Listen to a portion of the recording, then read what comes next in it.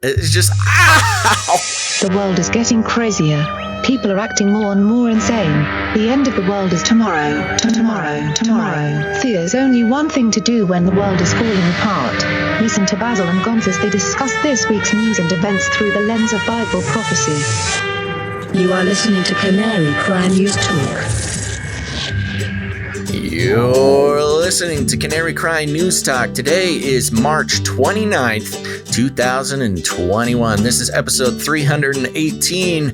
And today, Leviathan birth Earth. That's right, folks. And you know me, I'm not CDC director. I forgot her name, but I am your best buddy, Basil. Well, it's March 31st, not 29th. Oh. But why did I say 29th, I wonder? Because it said 29th, I just fixed it.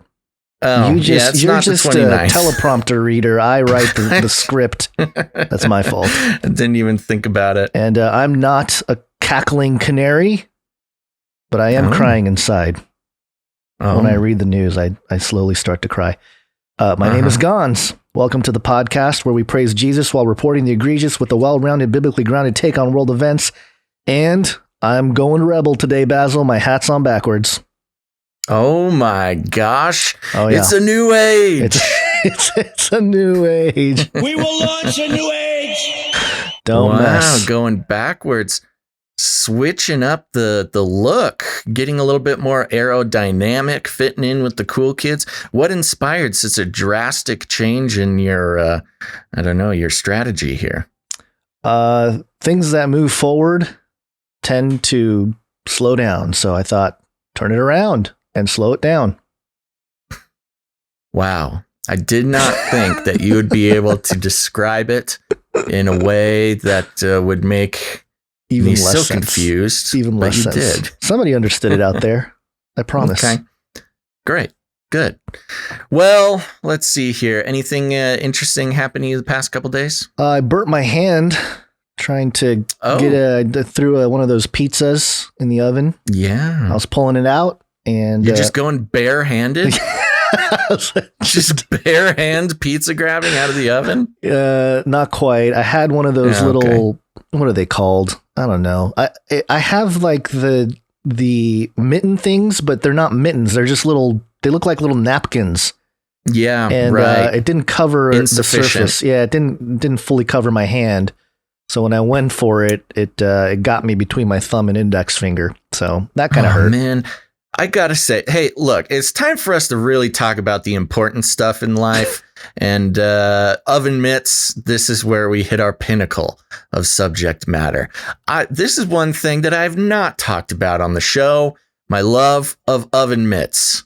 I think they're such a great way to express one's own personality and creativity, and they protect you from pizza disasters. I just want to brag because I have an oven mitt, one of them, which is a cactus. It's very cute. Then I have another oven mitt that is a fish, a salmon arm, if you will. Oh, very appropriate. I know. We'll get more about that later. But anyways, well, that's very exciting. Sorry about your burned arm. Someday you'll have it's not my arm. You'll have a robot assistant, a flippy arm, can take the pizza out of the oven for you. Yeah, you know what's weird too is as soon as you burn something, it wasn't that bad. There's, you can obviously see a skin little kind of lesion type of thing there, but you're supposed to put ice or something cold on it, which I did immediately, and it felt fine. And after a while, I was like, oh, maybe the pain is gone, So I take the ice pack away, and then just the burn starts to get in there. So I was like, okay, put the ice pack on.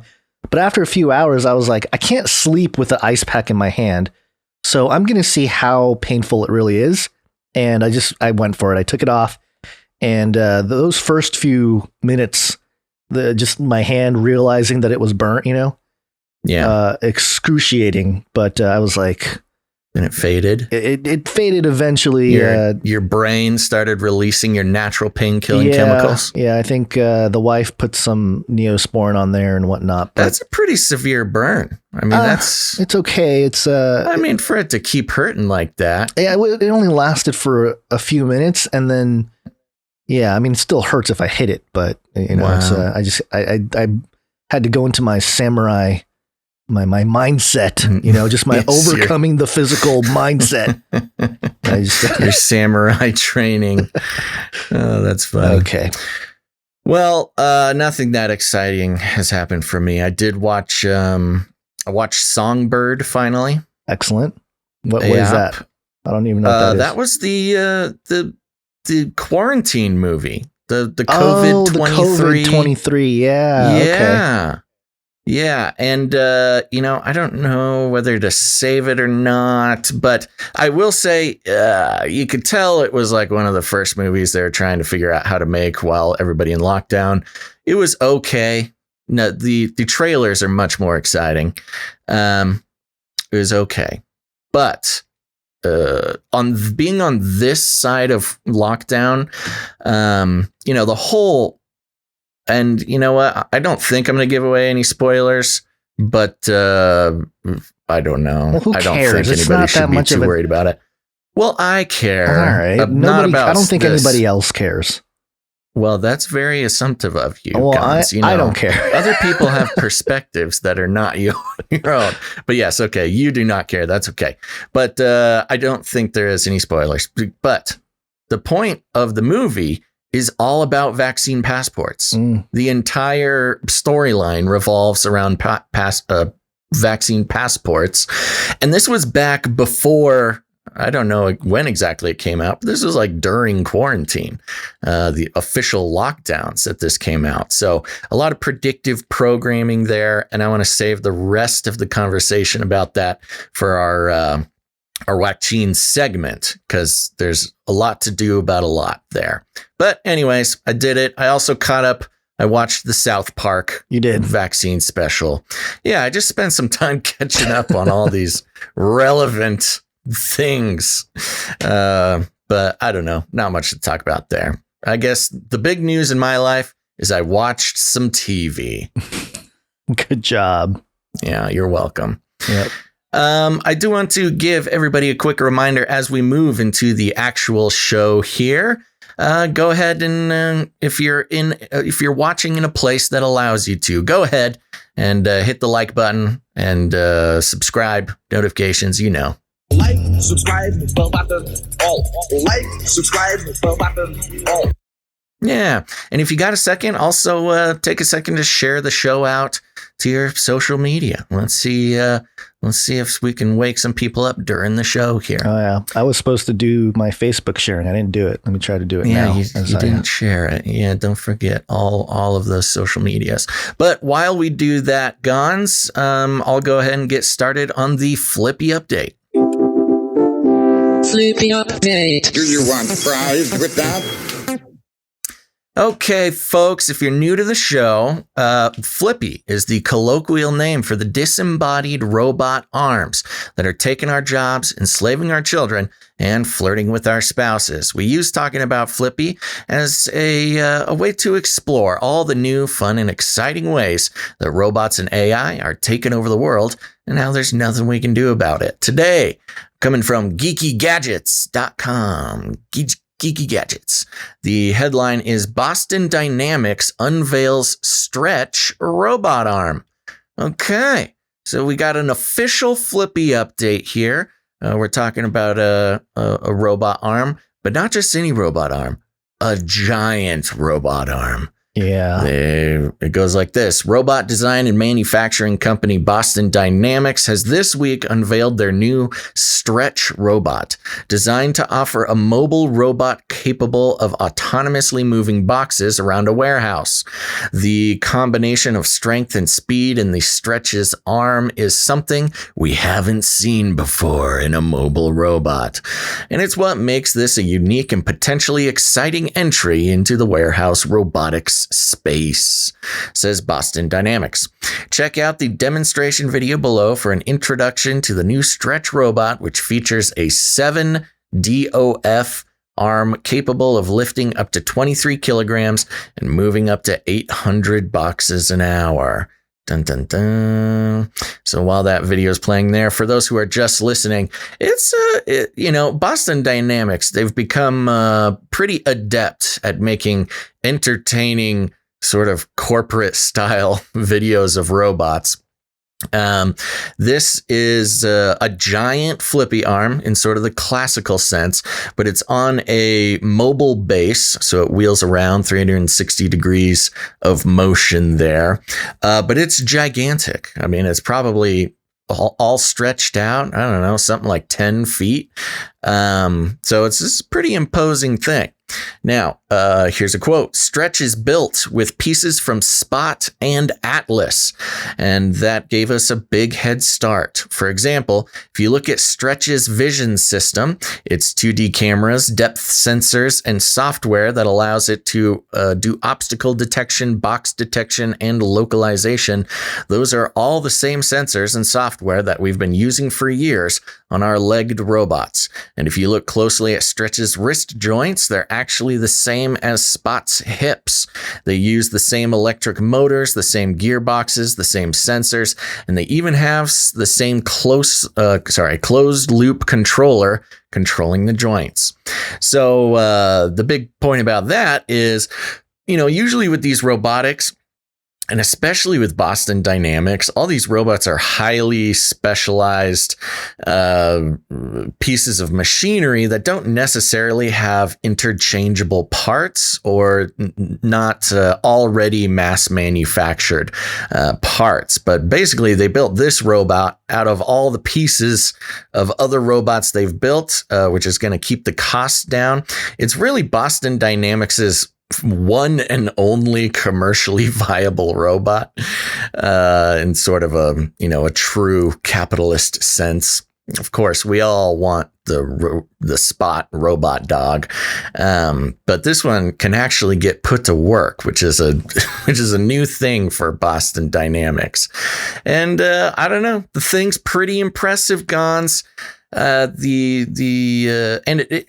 got one of the big things is, of course, we've had robotic arms working in factories and warehouses for a while, but the fact that this thing is so mobile and so smooth and, doesn't need to be connected to wires or on a stationary base makes this a really impressive piece of machinery, but also is one of the first true sort of threats to human warehouse work, where of course warehouses have been using autonomous robots for a few years now. They're more or less incapable of doing complex tasks, but this what do they call it? Stretch the robot arm does come as a little bit of a disruption to the human presence in warehouses. They do call it Stretch, which would make you think that it could do some sort of stretching maneuver. I don't see any stretching maneuver. It's just a regular robot arm, but that's maybe a stretch. It's stretching our patience. Look at us. We're good. So anything to say about Stretch here, Gons? I'm most impressed with the suction capability this thing has. Picking up boxes. Yeah, that's one of the biggest differences between this and a classic flippy robot, which will have a clamp or a hand type of thing. This uses like 12 little suction cups to pick things up. Yeah, and that's troubling too if it wants to pick up humans. It can just lay you on the ground and just really get into you and pick you up. That's the one thing I just picture with machines like this is eventually they're going to start picking people up. Yeah, and one big suction for your head. With all the the coronavirus casualties, they gotta employ the robots to move the heaps of bodies that they kept talking about. Yeah, and they always do. Is that insensitive? No, they always do the choreographed dance moves in these videos, these promo vids. Mm-hmm. And they do it on this one too, where they the suction cups are facing each other and they're doing kind of a wobble back and forth. Mm-hmm. And that's how you sell robots nowadays. You got to have them do TikTok dances. Is that what this is? Yeah. Yeah. Well, anyway. So I wanted to use that first of all, a wonderful, straightforward, action-packed, info-ready Flippy update. But I want to combine it with something that one of our producers sent us here. Do you remember the producer that sent us this? Yeah, I can pull it up real quick here. I think it was producer Donna, I want to say. Yeah, producer Donna, yeah. Producer Donna sent us this story. Now, here's the thing, folks. I'm so surprised, especially if you've been listening for a year or more to Canary Cry News Talk, or if you've been tuned in since the early Canary Cry radio days. You know, we've played around. We've mentioned, you know, my enthusiasm for time travel and the experiments that you know I've been participating in, and I'm surprised, Gons, with how often we call shots and how often we're getting things right over the years. Called it. That we're not like officially getting called time travel. I mean, it's obvious that we're from the future. And this is one of those stories. This is regarding well, let's see. You got the news story? You want to just play some of the video, or what do you think? Yeah, we can. It's a little long, but yeah, I don't think we should play the whole thing, but maybe a little opening segment or something. Okay, here we go. Hi there. We're talking about the office of the future. In the beginning of all this, you know, video chats, they brought us all together. We hop on a Zoom, we hop on a Skype, we meet with our coworkers at a safe distance. Very cool, very helpful. But now, let's be honest, we're getting video chat fatigue. I'm sick of seeing those little boxes up there.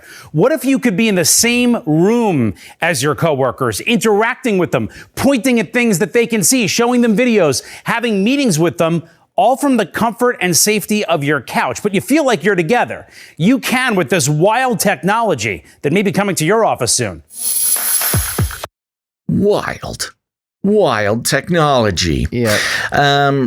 So basically, Spatial is a tech company that creates virtual worlds for companies to use for work. Using virtual reality, you and your coworkers can meet at any time in same virtual room. Think of it this way. They say your room is in your computer monitor and your hands are on the mouse. I think this was written either by an AI or some, an English as a second language thing.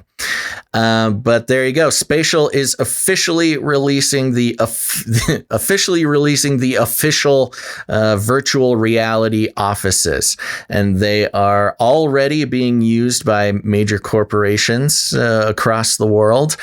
And I wanted to use this to wrap up an exploration that we've been doing on virtual reality for many years, even before, the idea of everybody working from home was a common one. And this is with the desire for human beings to never have to leave their house. They're easier to control. No need to get up and go to an office, much less a warehouse at this point. And it's, it's part of the reason why I do this podcast in virtual reality. It's sort of a statement, an exploration, maybe an art piece for those who are creatively minded, exploring the future of human work. And now it's a reality. And it's interesting to pair it with the Flippy update because, of course, in the beginning of computation, computers coming out, computers were specifically, there's sort of an office thing. It was there to help you calculate numbers. It was there, to help you complete sort of mind business in the office. Not necessarily helpful, if you have a stack of boxes that need to move from one place to another. But now, with the advent of virtual reality, the worldwide pandemic, which has trained everybody that not just every person, but all the companies that people can work from their home. We have, as this guy said, the Zoom fatigue, where, if anybody has to get on one more Zoom call, they're going to completely lose their minds. And thus enters the VR workspace, where you don't even have to leave your couch, and you'll be in a little video game with all of your coworkers. Now, it's interesting to watch how the switch has gone, where once the idea was, physical work, warehouses, things like that. You might have computers to do your office work, those soft-handed office workers, but you always you're going to need people to work in warehouses. Well, it's completely switched around now.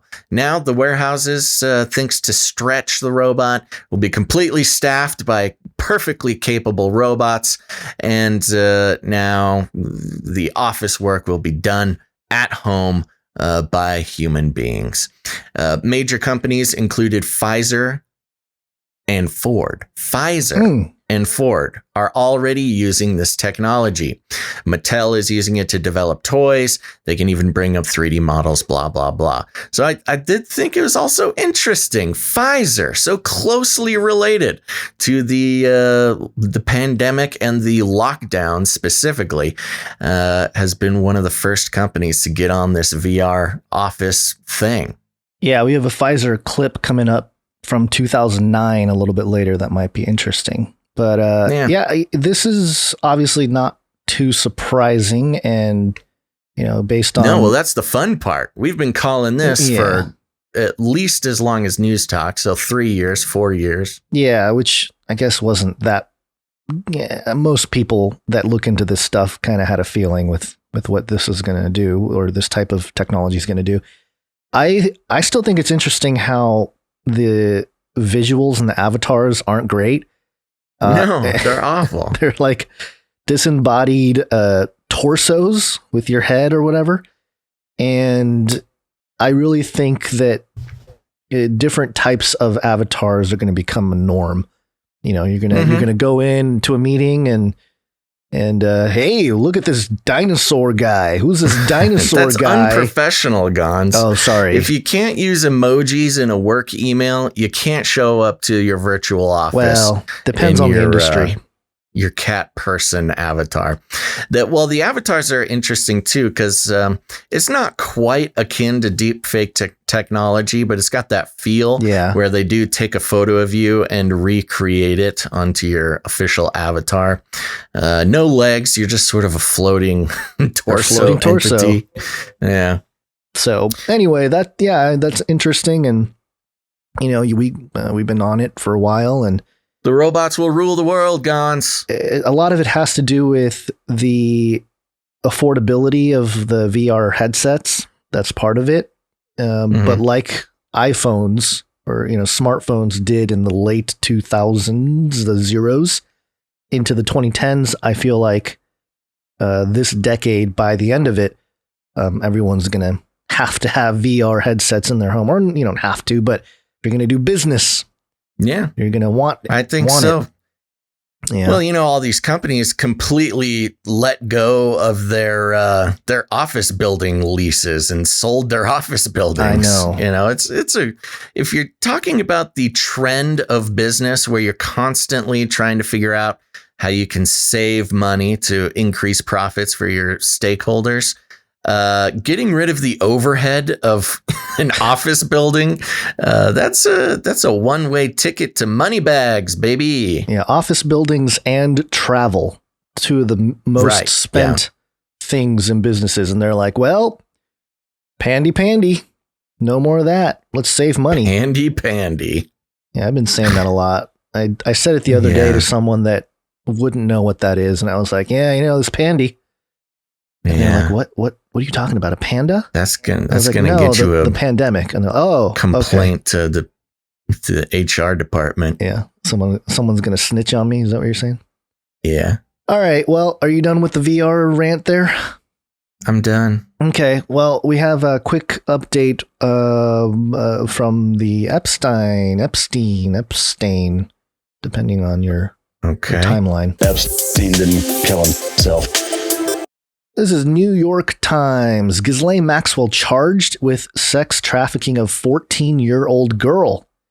A new indictment. Oh, she actually got charged. Yeah, a new indictment accuses Miss Maxwell of paying a victim of her longtime associate Jeffrey Epstein.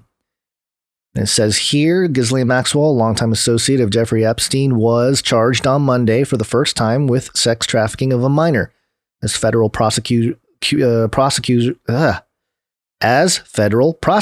accused her of grooming a 14-year-old girl to engage in sexual acts with Mr. Epstein and later paying her.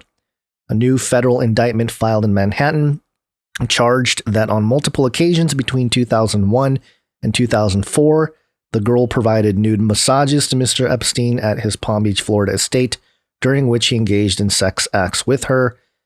The new charges against Miss Maxwell go further than those contained in an earlier indictment that accused her of helping Mr. Epstein recruit, groom, and ultimately sexually abuse girls, but did not include sex trafficking allegations.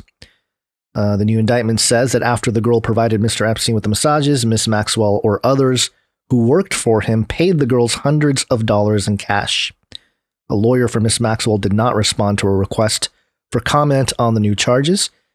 The indictment comes almost 9 months after Miss Maxwell, 59, once a fixture of New York's social scene, was arrested in New Hampshire on charges she had lured underage girls, one as young as 14, into Mr. Epstein's orbit and contributed to his abuse of them. An indictment issued on Monday cites an additional 14-year-old girl who is identified only as minor victim 4.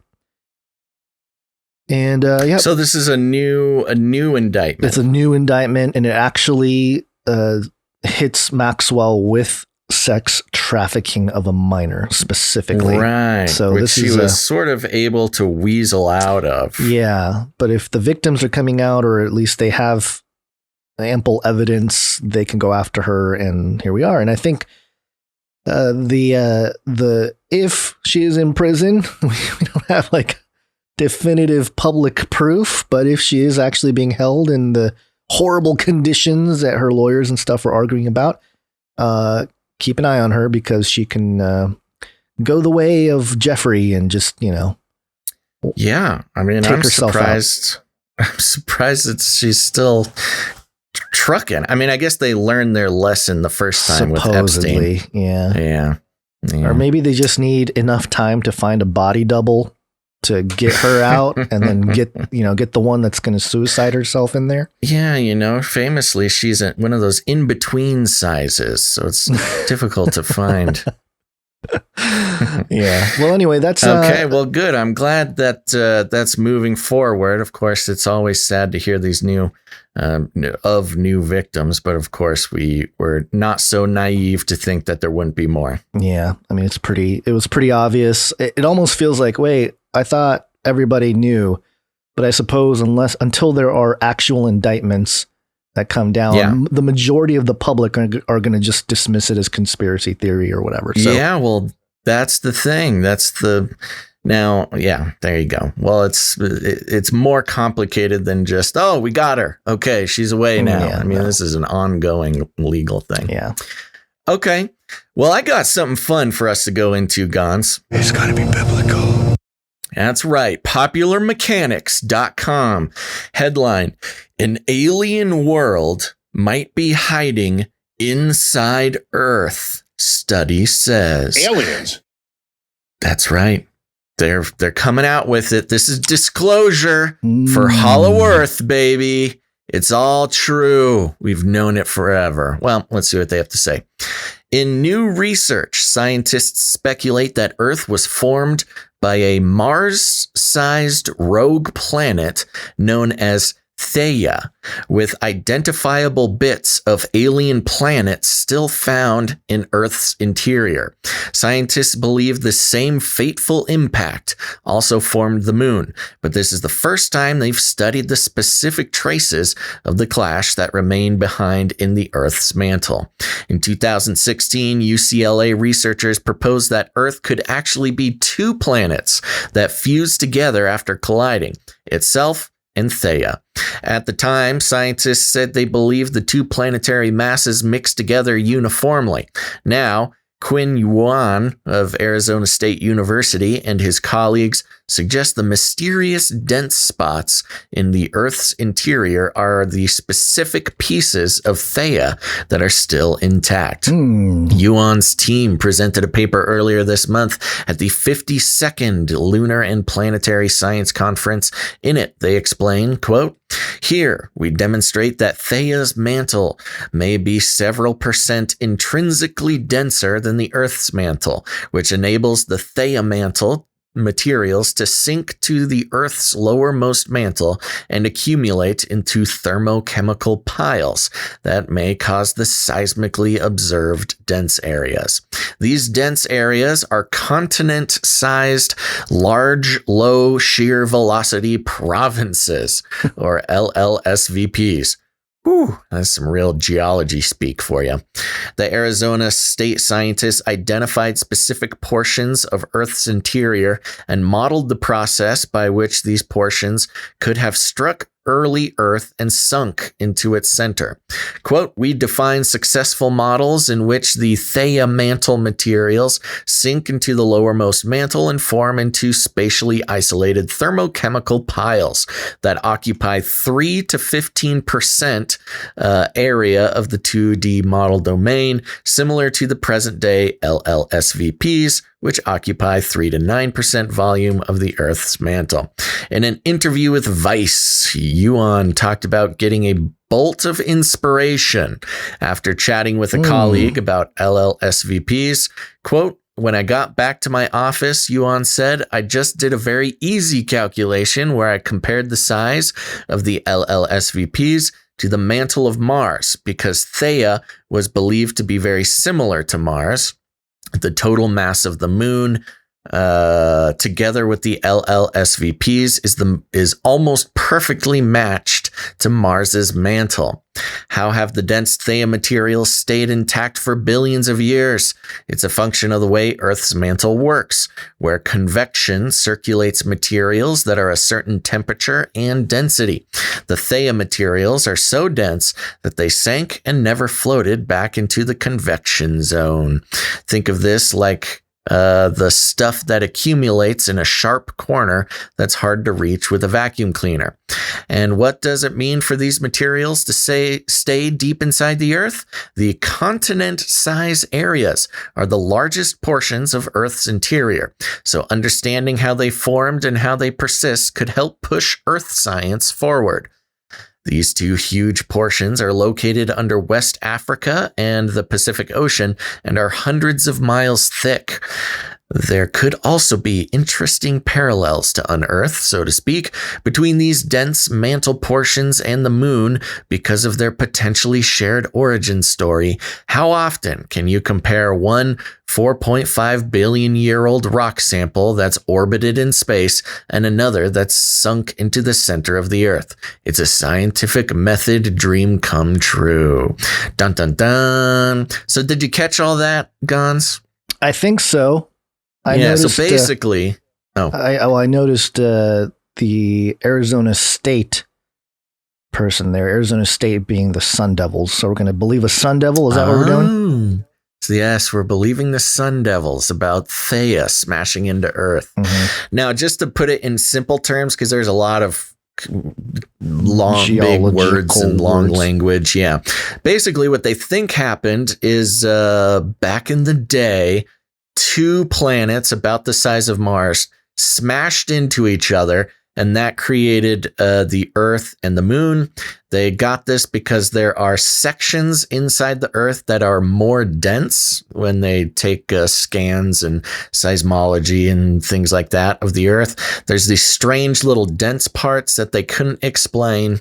And I guess this guy just did the math. He took the size and density of those weird spots inside the Earth, combined it with the moon, and I guess that, in his thinking, almost perfectly equals the size of Mars. So there you go, Gons. Another another theory into the creation of the earth. In this case, it's got a lot of interesting sort of esoteric flair to it. You've got these two planets, sort of like a mother Gaia and a father Theia, smashing into each other and creating life. Close, but not quite. Let me get into some of this stuff. Theia, or Orpheus, is a hypothesized ancient planet in the early solar system that, according to the giant impact hypothesis, collided with the Earth around 4.5 billion years ago. This is not a new theory.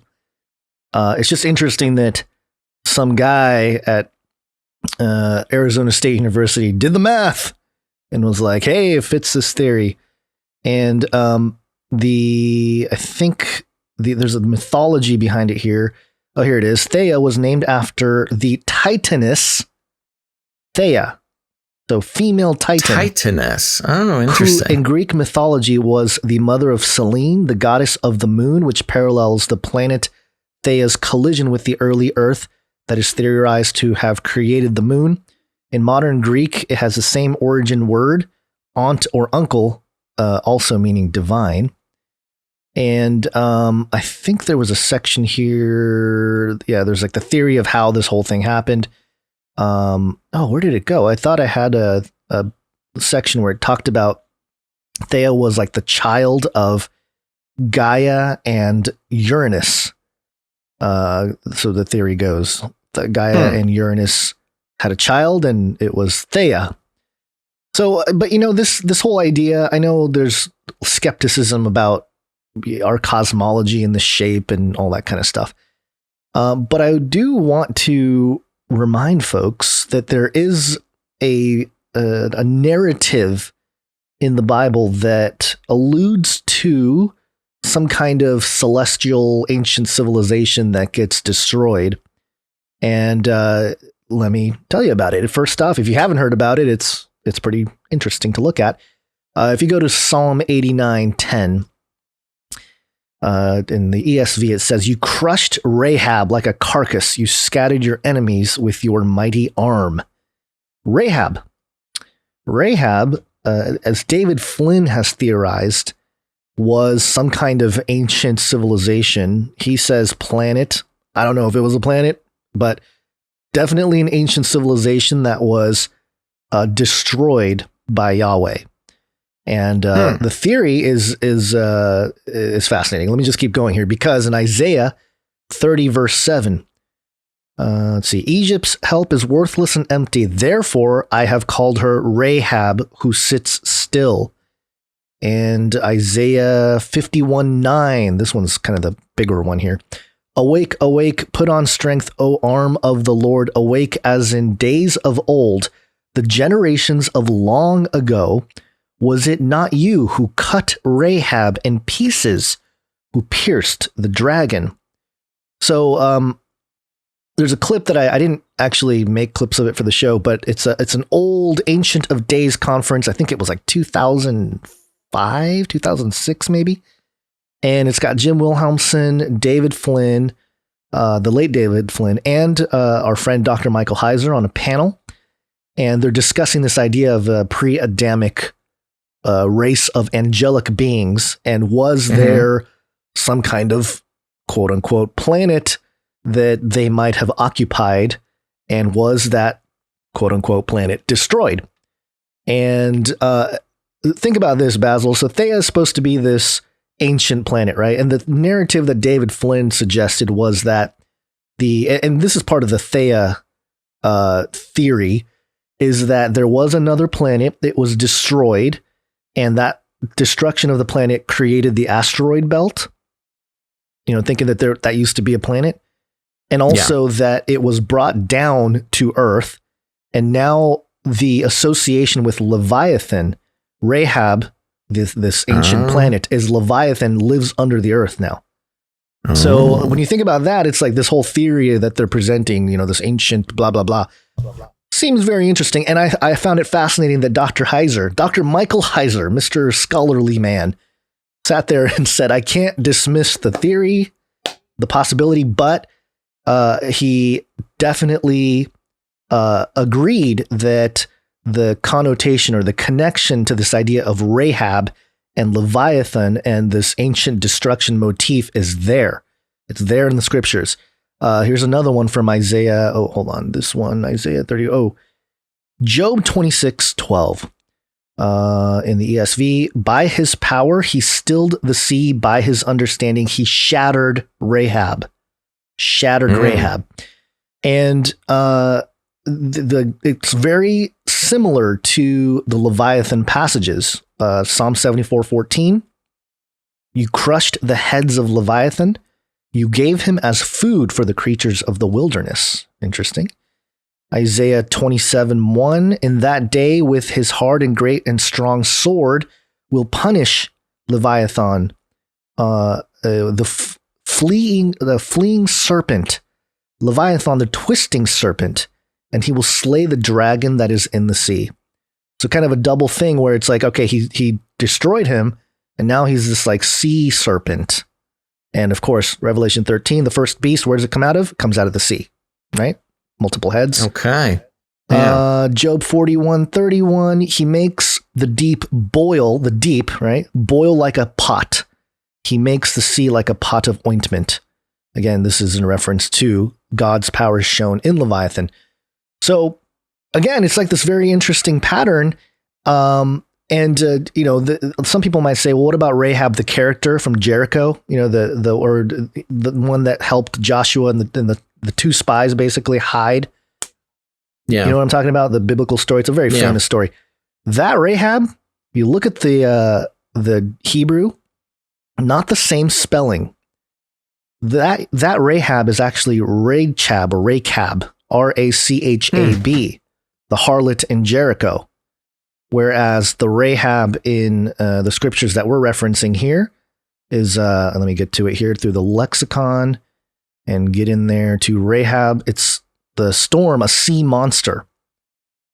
To act stormily, boisterously, or arrogantly. And so I just find it interesting that there's this connection to, and who knows if it was like a planet or if it was just another civilization or whatever it is. But it seems to be consistent with this idea that there was an ancient civilization of some angelic type of entities that was destroyed by Yahweh and now exists under our feet, literally. Yeah. And, because there's a lot to this, because even like Jesus walking on water and calming the storm and stuff like that, people are always like, oh, he's supernatural, man. He just like can control nature. But what's the messaging going on by walking on water and calming the storm and stuff like that? So there's a lot there. And trust me, you can go down this rabbit trail and it's fascinating. I'm not saying that I have all the answers here, but given this story, it just seems like, hey, a guy from Arizona State University, there's a biblical narrative that supports the theory and the whole Theia thesis in particular was something that hadn't been taken seriously amongst scientists until now, all of a sudden. Just kind of weird. Yeah. It's kind of strange. So yeah, as you said, it might be part of a disclosure, a larger disclosure thing where they're going to start, talking about some technologies that are pretty advanced and where did it come from? Where do the ideas come from? And this could be a very convenient way to start saying, oh, there was this ancient civilization.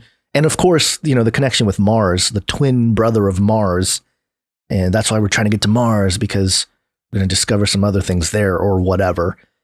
Yeah. So yeah, just thought I'd go on a little rant about that, because that's a rabbit trail that I've gone down many times. And when I saw the story, it wasn't just the idea of a hollow earth, although that's obviously very interesting as well. And you can get into the Admiral Byrd and what he saw and what he was talking about in his journals and stuff like that, which of course also gets addressed or used as part of the flat earth argument. So, it's just one of those things, man. Very mysterious, but at the same time, not really. There's a lot of scripture that talks about it and the connections to an ancient civilization, very much in the scriptures. So yeah, read your Bibles, folks. Booyah. Read your Bibles, geologists.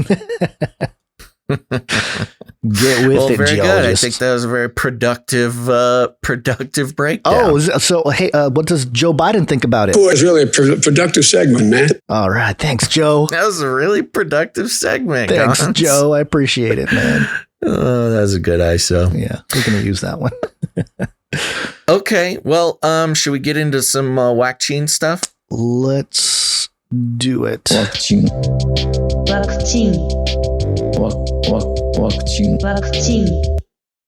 Oh, how the mighty have fallen, Gons.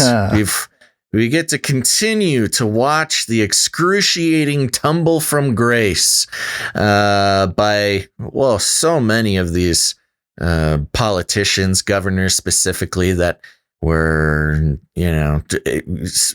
experimenting with how much they could control their states. And this is a story coming from TalkingPointsMemo.com. And the headline, "They were treated like royalty. New accounts detail priority COVID testing to Cuomo insiders." Dun, dun, dun. Of course, this comes as no surprise, but new details into the special access to COVID-19 testing provided to relatives of New York Governor Andrew Cuomo, Democrat, and others well-connected New Yorkers reveal that at least 100 people were prioritized during the first month of pandemic response efforts at an operations hub in New Rochelle, New York. The Washington Post reported. We've got a few stories that come from the Washington Post, and it's very interesting. Again, just looking at the meta narrative of Washington Post, owned by Bezos, and during the pandemic, of course, a Democrat speaking tool into the public, but to see how things are kind of wobbling for them has been interesting, but more on that later. The Washington Post reported on Monday night that those with priority status got expedited results, waiting only hours compared to the delay of up to a week that other New Yorkers faced early on in the pandemic. In addition to Cuomo's brother, CNN anchor Chris Cuomo, among other members of the governor's family who received preferential treatment. The Post said that designer Kenneth Cole, the governor's brother-in-law, wow, I didn't know that. Kenneth Cole is Cuomo's brother-in-law. Had benefited. It's a lot of family going on. It's a lot of nepotism at the top there. That's right. That's Cuomo for you. State officials countered reports last week that suggested people were given special treatment because of their connections to Cuomo. A senior advisor to the governor, Rich Azzopardi, said in a statement that there was no such VIP program as the Post described. Quote, "When priority was given, it was given to nurses, guardsmen, state workers, and other government officials central to the pandemic response, and those they were in direct contact with, as well as individuals believed to have been exposed to COVID who had the capability to spread it further and impact vital operations," as a party said. Mm-hmm. But 5 people, including 3 nurses, describing how cases were fast-tracked, told the Post that officials working at testing sites created a system that where staff could label certain samples as priorities, specials, inner circle, or criticals. Inner circle? That's such a horrible, let's not be discreet at all. Let's just, I know. These are the you might as well just put circle. The Brotherhood. The master class. Yeah, right. The identities of those who were part of the system were shrouded in secrecy and held close by a top assistant to Howard Zucker, the state health commissioner. 2 people familiar with the practice told the Post. As a party said that any priority system, quote, was built by those in charge of running the sites, and the governor had no knowledge that tests were being prioritized at those sites. When asked about Cuomo family members receiving special treatment at testing centers, as a party said in an email to the Post, quote, "To the extent this occurred, the governor was not aware."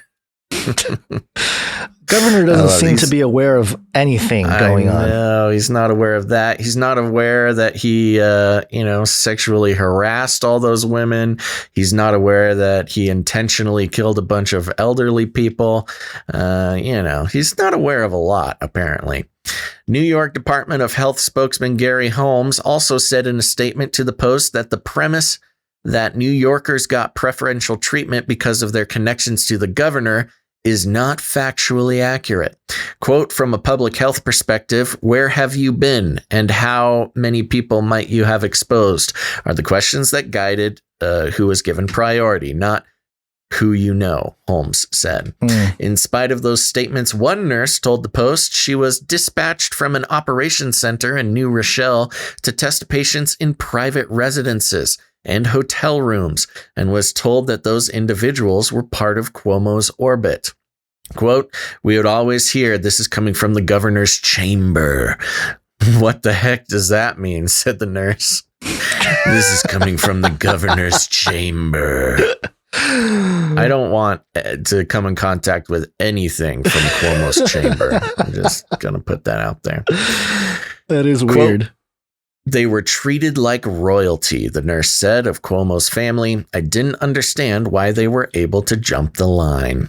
And there you go. That's the end. This comes as a surprise to absolutely no one, but another, the doggy pile on top of corrupt Governor Cuomo is a digi-doggy pile on Digi-Cuomo. Digi-doggy pile. Yes, the robot dogs just keep on jumping on the pile. So there you go. Not much to go into that. Kind of speaks for itself, but I like how someone in the chat was like, doesn't he have nip clips? Yes, he does. He does. He has pierced nipples, which is fine. He's allowed to do whatever what he wants to do, but in a chamber, there's just a lot of weird sort of language being used. Whatever happens in in Cuomo's chamber stays in Cuomo's chamber. Apparently not. Because people are talking. This guy, man, how is he still here? Is there some sort of a recall thing going around for Cuomo? I don't remember. I thought there was, but there has to be. Yeah, I don't know. They're. I'll do a little search. Yeah, do a little search. In the meantime, we got more stuff here. A pandemic special. Robert Jeffress. Do you know who Robert Jeffress is? Jeffress? Yep, Robert. Is that supposed to be Jeffries? I think it's Jeffress.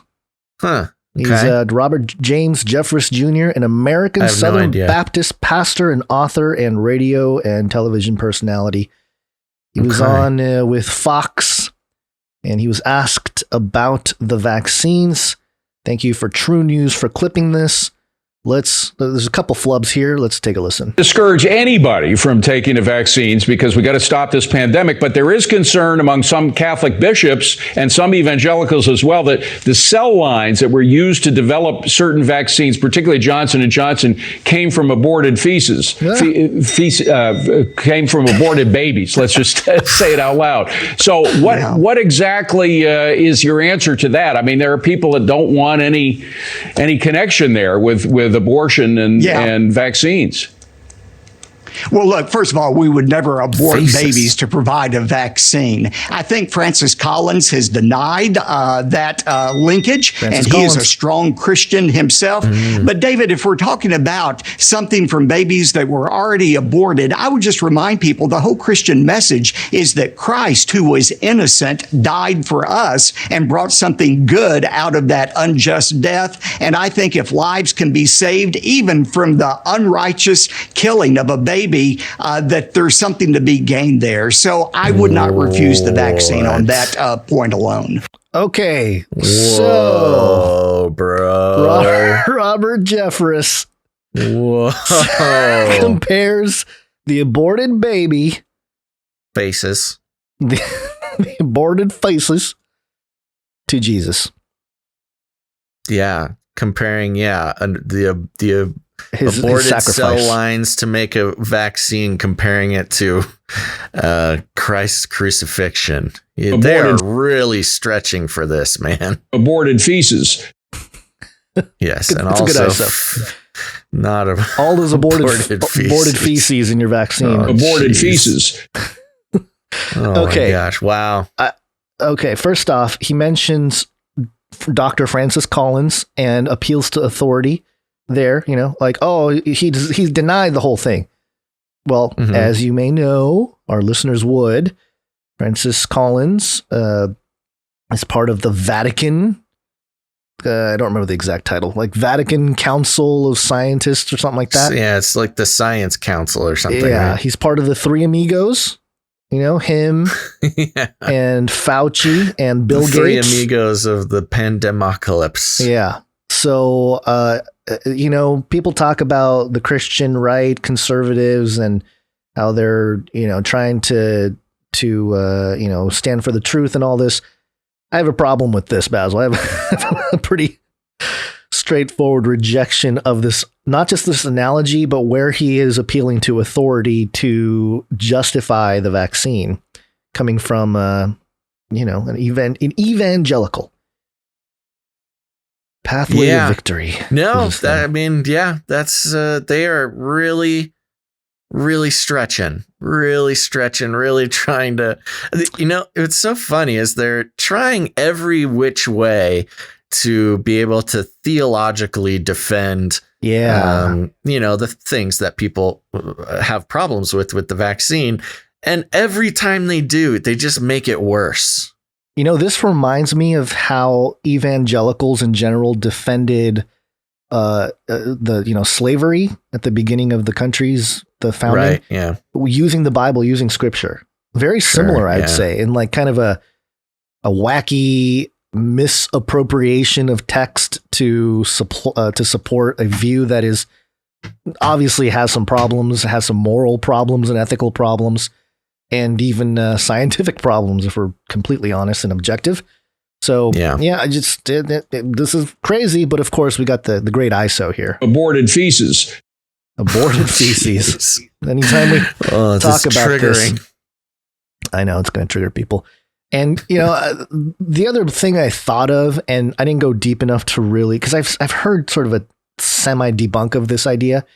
But if you look at the Talmud has a section about how to torture, basically, like people that reject Judaism.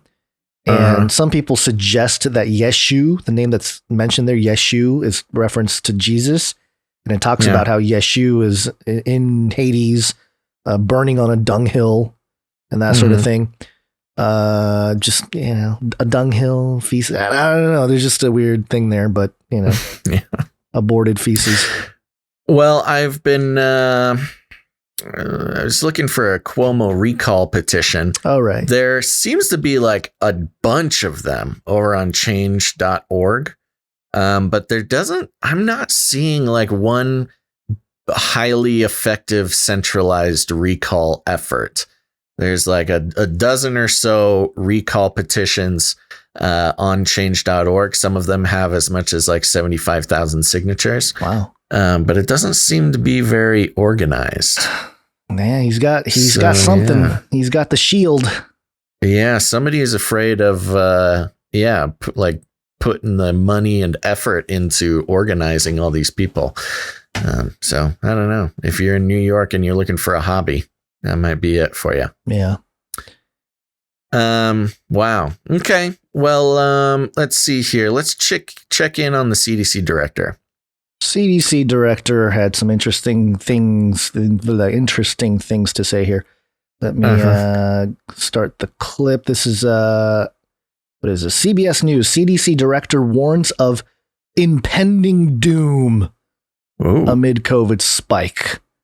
And I'll start the clip here and end it at a appropriate spot. Here we go. And we're going to turn now to the COVID pandemic and an impassioned plea tonight from the head of the CDC to not let down our guard. That's because with cases now spiking again in at least half the country, President Joe Biden today calling on governors to reimpose those mask mandates. Here's CBS's Mola Lenghi. Tonight, fourth wave fears. I'm going to reflect on the recurring feeling I have of impending doom. As cases continue to rise nationwide, blunt words from the head of the CDC. So much reason for hope, but right now I'm scared. She's scared. And the worst part about this clip is in between the CDC director talking, they have like B-roll footage of like someone dying or something on a medical desk or just somebody, being operated on or something. It's like the most mind control propaganda piece ever. Right. Sorry, got all a little riled up there. No, that's good. Is there more to the clip? There is. I mean, we can go. Let's see. So much reason for hope, but right now I'm scared. So I'm speaking today not necessarily as your CDC director, but as a wife, as a mother, as a daughter, to ask you to just please hold on a little while longer. Cases are up more than 10%, with hospitalizations on the rise, as life looks more like it did pre-pandemic in much of the country. 43 states have allowed most or all businesses to reopen, and 17 don't have mask mandates. This, as much of Europe is seeing another spike, and doctors say Paris hospitals are about to hit catastrophic overload. The trajectory of the pandemic in the United States looks similar to many other countries in Europe.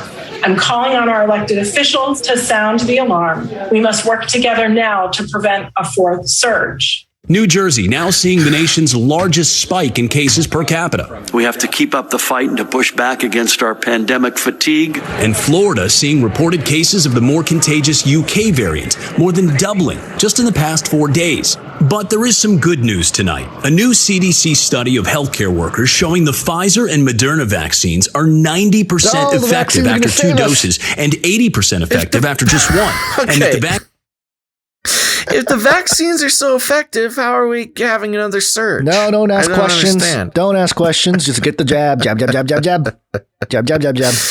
Yeah. See, this is the problem with the double speak and the mind control is, again, they're asking you to not believe what you see, just do what you're told.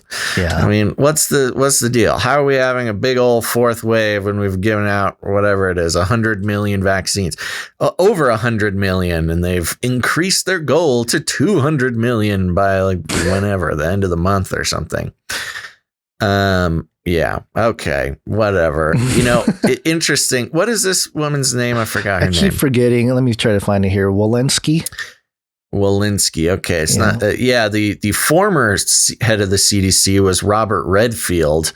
And did you hear recently he was coming out and basically saying, well, I'm not the head of the CDC anymore, so I can just say what I think. I'm pretty sure this came from a lab in Wuhan. Yeah, I saw that. It's totally going against the official, quote unquote official stories. Yeah. He's like, oh, yeah, no, I'm a free man. So let me tell you, this definitely came from a lab, and it's crazy for anybody to say otherwise.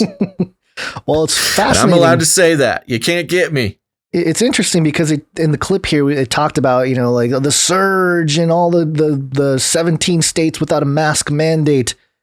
Where's the data? It's hard to nail down the data because a couple days ago from Newsweek, Texas COVID cases dropped to record low nearly 3 weeks after mask mandate lifted.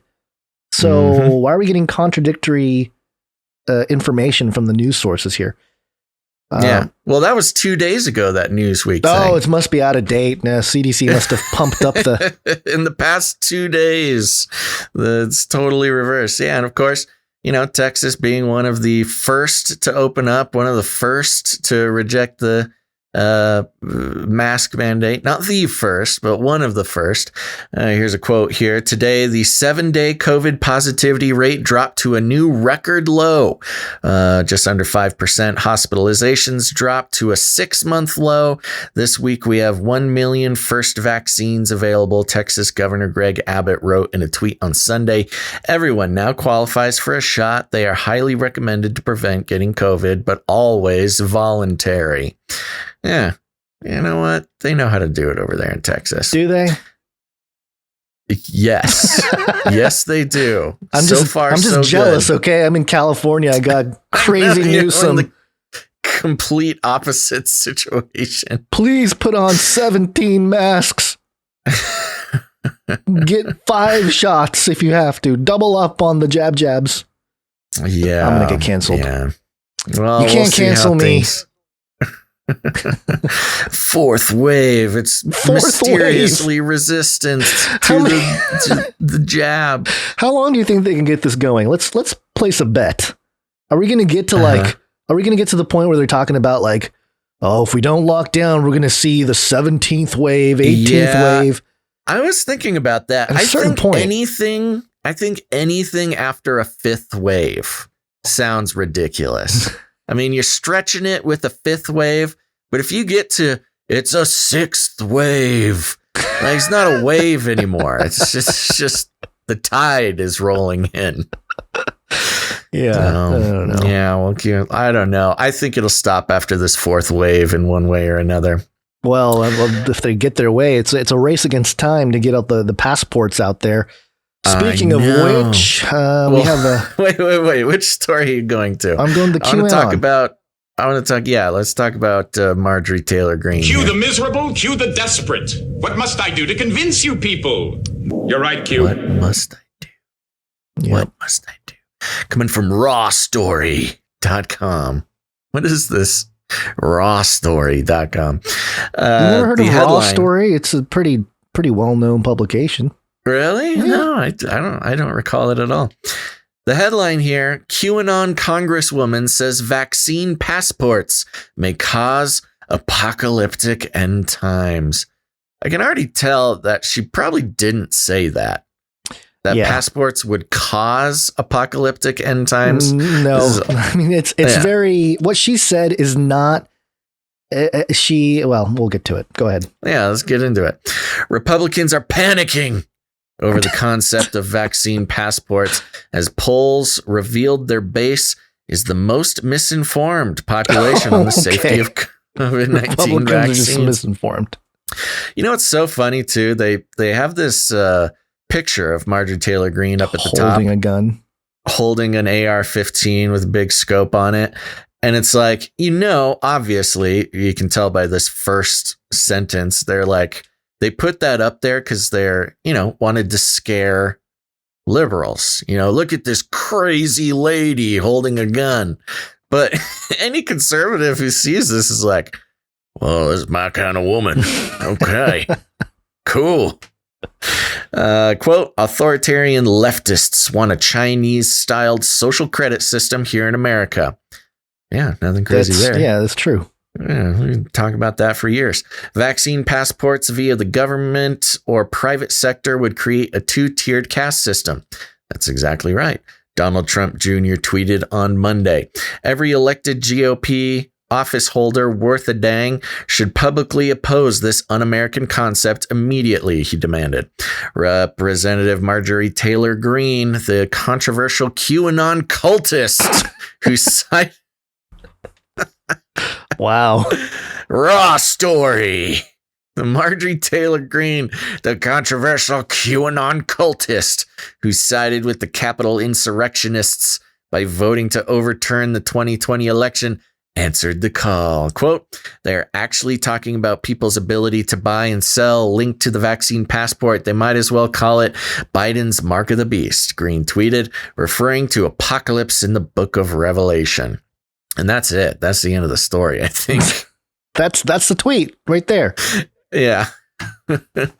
Yeah. Well, and it shows, I mean, of course, this is just a laughably uninformed leftist creation of an article here, because the Mark of the Beast doesn't cause the apocalypse. It's just a part of the apocalypse. Come on, read your Bibles, and Story. She said they might as well call it Biden's Mark of the Beast, not because it is the prophesied Mark of the Beast, but because it has similar. Yeah. So it's actually a lot more level-headed than even, some of the stuff we hear from people that would run in our circles, so it's a lot more tame, but of course, headline, QAnon Congresswoman says vaccine passport may cause apocalyptic end time. I didn't send this. Okay. I had a different article, but it's okay. I can just wrap it up real quick or summarize it. Yeah. Regarding their characterization of the insurrectionists on January 6th how Marjorie Taylor Greene took the side of the insurrectionists. There's been all these stories recently about how, there's something like 260-ish people arrested and are being tried in connection with January 6th. Mm-hmm. And they're finding it really difficult to put anybody in jail because most of the people they arrested just sort of like walked in to the building and looked around and left. Yeah. So there's this whole sort of breakdown of the legal system because you have these prosecutors who are trying to characterize these people as like government toppling rebels and insurrectionists. And all the evidence just shows these people just kind of walking around, meandering, not really doing anything. Yeah. And so some crazy high number of these people who are arrested and are being tried, they're getting misdemeanors for trespassing, which carries basically no jail time, and they're just kind of having to let these people go, which is really frustrating. Not just the prosecutors, but the entire left mob that wanted these people to get the capital punishment or whatever. Yeah. Well, because that's insurrection reality. Traditionally carries a capital punishment or whatever. But yeah, no, it's just really funny to watch. And they're not even able to call it an insurrection legally. So this insurrection storyline is basically just a, rawstory.com propaganda. By the way, Raw Story, according to the top news outlets in the world, ranks 42nd ahead of the Seattle Times and Toronto Star. They have 1.2 million Facebook fans and almost 250,000 Twitter followers. So that's why I'm like, where have you been, bro? I have not heard of them. I don't think we've ever read a Raw Story on the show. I think we have, and I think you've made fun of Raw Story before. It is easy to make fun of. Sorry, I won't make fun of your favorite news outlet anymore, Gons. You heard it here, folks. Raw Story, Gons' favorite news outlet. Yeah, you heard it here. Basil coming up with stuff, putting words in my mouth. I never said those words. Raw Gons. I just think you like saying it because it appeals to your dinosaur DNA. It's a or something. ridiculous name for a news outlet, and it's okay. I won't make fun of it anymore. You love it so much, you want to kiss it on the mouth. You know what's funny? They this is their self-described, kind of about. Raw Story is an independent news site that focuses on stories often ignored in the mainstream. That's their angle. Sure. Yeah. Well, moving on here. Yes, the whole vaccine passport thing is an issue. I wanted to just include this real quick because it speaks to the sentiment of some of the people that are pro vaccine passport.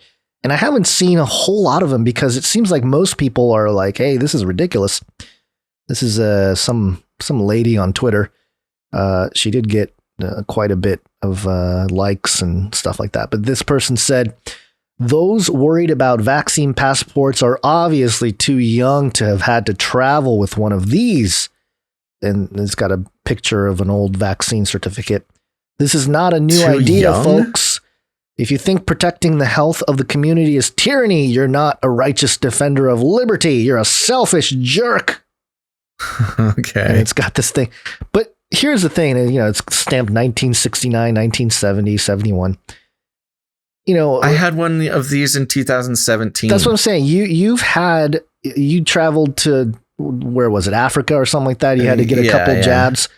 And, those are like well-established vaccines. And even, what is it? Robert Kennedy Jr., his whole thing is about safety, right? He's not like anti-vax. He's like, no, I want safe and just scientifically viable type of things, not just emergency act. I mean, it goes down to the fact that this is an experimental vaccine not approved by the FDA. And yeah, you can't force people to get it. And the point being, like, okay, yes, we know that there have been international certificates of vaccination to get into different countries and stuff like that. For example, this one here, like for cholera. But it's one thing to travel to a different country. Right. It's another thing to go see a movie. And you have to go to the grocery store. Go to the grocery store to you got to show your thing. That's an entirely different thing. And that's what people are like, hey, this is a little bit of an overreach. You know, most Americans who have their head on straight, I don't care if you're a liberal or a conservative, Republican, Democrat, it doesn't even matter. Most people seem to understand that if you need to show a vaccine certificate to walk into Walmart, there's a problem. Yeah. But anyway, exactly. Yeah.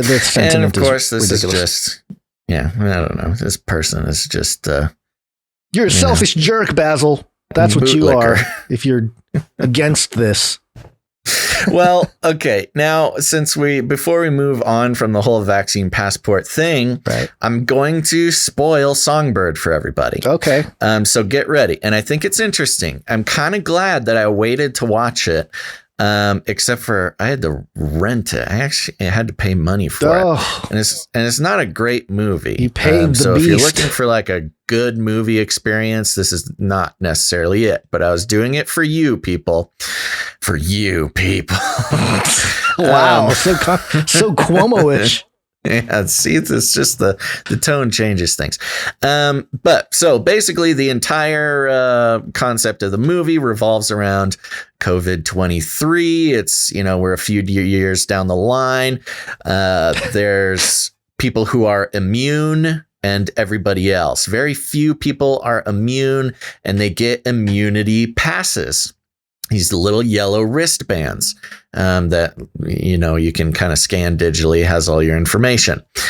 There's a bunch of fun things like, the Department of Sanitation. If they hear that you're sick, you got to scan in every morning with an app. You scan your face with an app every morning. And if it senses a fever, you come get taken away and sent to Q zones. Which are like these slums, of quarantine things. But I just loved how it was Q zones. Long story short, the entire story is about this guy who's immune. He's in love with this girl, but she's stuck inside. And he wants to get an immunity bracelet for her so they can run away together and go out and go to Big Sur. Long story short, the immunity passports, they are being, there's like a black market trade for them, and everybody, they charge hundreds of thousands of dollars, get your fake immunity pass thing. And they're basically, long story short, he goes through all this trouble, gets her an immunity bracelet, and tries to escape with her. And then it just turns out that she was immune the whole time. And like nothing needed, they didn't need, the whole movie was pointless. She was immune the whole time. She just didn't know it. And I thought it was a very interesting sort of, way to look at the immunity situation, our vaccination situation. We're all going to want these vaccination passports, or you'll be immune or whatever. But turns out, if you have an immune system, you're probably going to be okay and don't need to steal an immunity passport. That's it. And it was great predictive programming, I think, especially because the concern about forged vaccination documents has risen to a fever pitch recently. I saw you did a tweet about the story where you can go on the dark web and pay $250 for a forged immunity forged immunity document. It was like, anybody with a printer can print off the vaccination slip. You don't need to pay somebody $250 on the dark web for it. Yeah. wasn't it Nazi Germany where they came door to door and they're like, let's see your papers, basically. This kind of the same it deal. wasn't even door to door as anything. They could, any Nazi could ask you for your papers at any moment, and you had to produce them. And if you didn't have it, or if you had insufficient paperwork, you'd get hauled off to the Q zone. And I don't know if you noticed, Basil, but this movie was written and directed by Adam Mason. A Mason came up with this movie. Oh, of course. Maybe why it's not that good. Also, gross revenue so far, 33 and 9,100, 339,100. Really? Yeah, it's not very good in terms of. No, it's not. 33. What is million? I'm assuming third of million. Third of a million. 339,100. Really? Nobody watched this except people like us who were like outraged about it. That's crazy. But it almost seems like they knew the target audience was going to be, the fringy skeptics to latch onto, because they're not going to get regular people to get all stoked about a movie like this. Yeah. Yeah. I thought that more people were stoked on it. No. And then I was talking to some regular people I know. I'm like, oh, I'm going to watch Songbird. They're like, what? Songbird, the movie about quarantine and COVID in 2023. They're like, is that a sequel to Birdcage that the gay Robert Williams or what's going on here? Bird Box. It's like Bird Box. Yeah. Did you ever watch Bird Box? No, I don't know what that is. Okay. What is it? It sounds like a package. We talked about it before. It was the Sandy Bullock right. movie Okay. where there's monsters and they got to wear blindfolds. Excellent. Also, very good metaphor for, how we're being told to live our lives with blindfolds on. Yeah. Because the scary monsters. Yeah. Okay. There you go. Don't watch Songbird. Not worth it. Not worth it. Not worth the $5. A couple more stars. You contributed to the 339,100. No, I can't believe it's that low. That is insane. Yeah. I mean, just any movie that only makes a third of a million. I wonder how much it bucks cost to make it. Probably not a lot. You could tell they were making it during quarantine because there's no more than 2 people, in a shot at any one time. So they were having to social distance. It was pretty obvious that it was not a blockbuster hit. On IMDb, it's down 270 spots, popularity 670. So, yeah. That's higher than I would have expected. Oh, so close to 666. Oh, yeah. Yeah, maybe it's on its way there. Yeah. Anyway, all right. what's next? A couple more things here. A pandemic special. This is Canada.ca. This is the Canadian website here. NACI Rapid Response recommended use of AstraZeneca COVID-19 vaccine in younger adults. NACI recommends that AstraZeneca COVID-19 vaccine should not be used in adults under 55 years of age at this time. Oh, interesting. So they've been going kind of back and forth on the whole deal. Now they're saying nobody under 55 should get it. Why is that? Do we really want to get into the rationale? Well, I'm curious. Are they saying it causes, they're saying it causes blood clots, that was the first reason. Yeah, rare cases of serious blood clots, including cerebral venous sinus thrombosis associated with thrombocytopenia, have been recently reported in Europe following post-licensure use of AstraZeneca COVID-19 vaccine. Cases identified so far have been primarily in women under age of 55, although cases in men have also been reported and have mostly occurred between 4 and 16 days after receipt of vaccine. Yeah. Were you saying so anybody under 55 should get it? Should not get it. So people only over 55 can get the AstraZeneca. They're trying to kill all the old people. Yeah, that's interesting. Yeah, why would they make that restriction if they have like some known issues? Well, the known issues, that's what they're saying. The known issues came in Europe. Most of the people that got the the issues, the blood clots were under 55 and they were women. So yeah, it's it sounds like AstraZeneca is not paying the right people in Canada. Yeah, they're sexist. The vaccine is sexist and ageist. So okay, yeah, just thought I'd tell everybody. Well, we knew that. Yeah, we knew that already. And of course, we racist can't. Huh? And racist. Yeah, well, yeah, we already knew that one. That one's a given. Yeah, that one's true. We don't even have to say it anymore. It's just a okay. We can't do a segment about vaccines without mentioning Pfizer. This was somebody dug this up from CNN back in 2009. CNN sounded much different in 2009 than it does now. Now it's just, a Cuomo brother or a Anderson pooper, making some statements about how everything is racial and whatever. But this report from Pfizer 2009. It is the world's largest pharmaceutical company.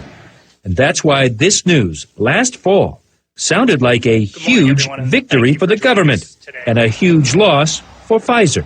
The largest healthcare fraud settlement in the history of the Department of Justice. The government was building a case against Pfizer for fraudulently marketing a drug that had raked in hundreds of millions of dollars in profits, a painkiller called Bextra.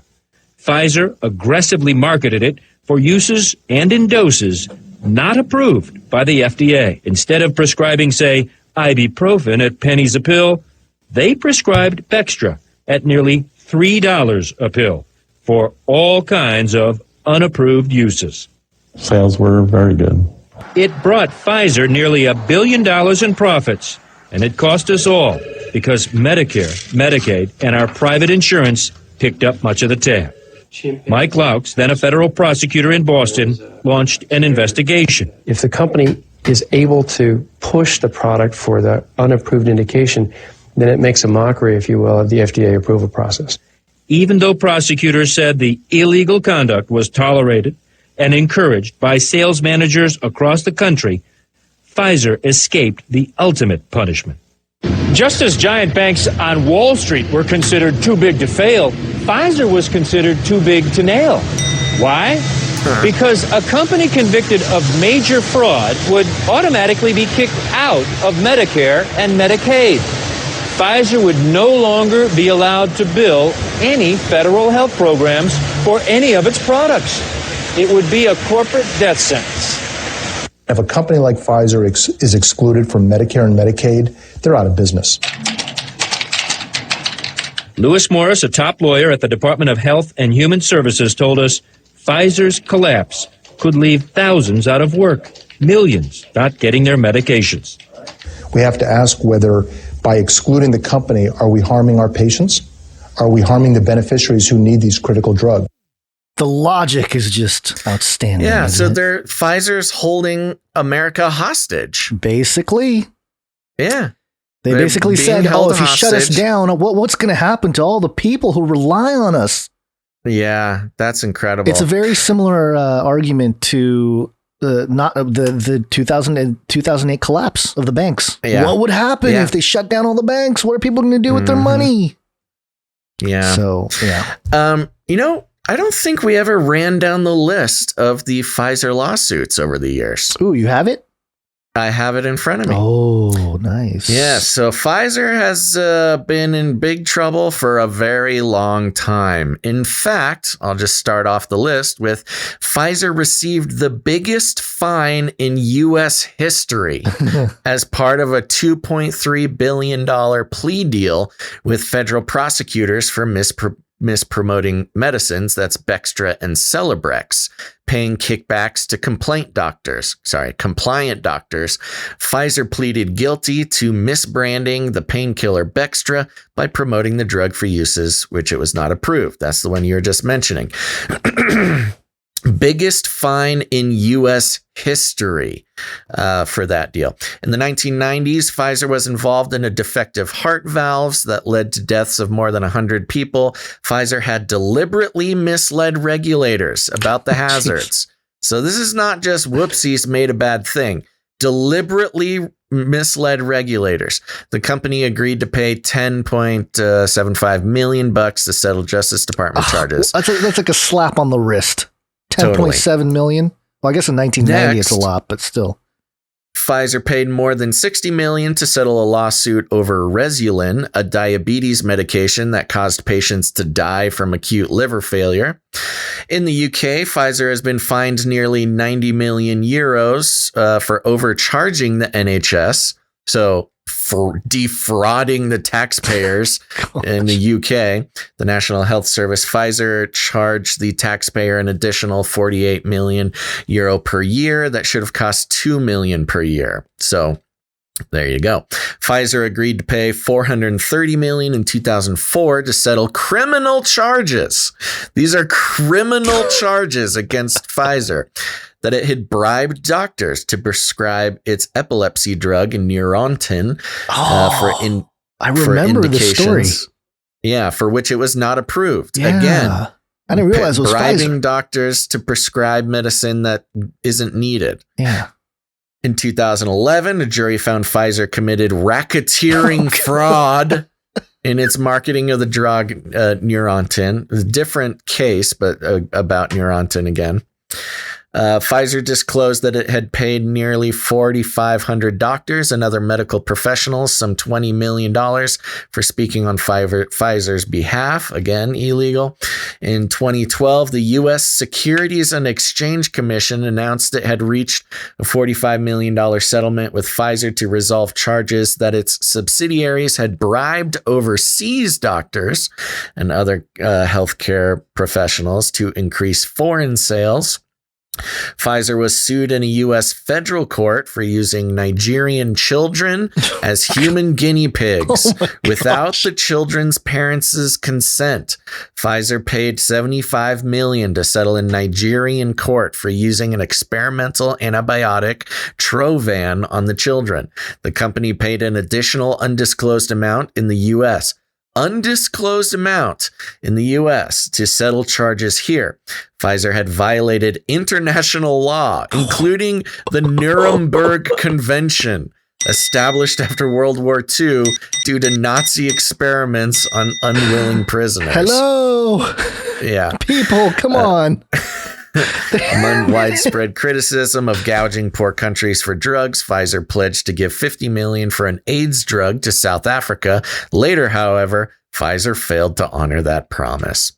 So, and it goes on and on. This was kind of a truncated list that I found over here on Matthews and Associates. Lawyers working for the people. Yeah. So, yeah, I mean, it's just insane they just blatantly are not just like whoopsies. These are like federal criminal complaints, and they're paying out billions of dollars for purposefully breaking the law.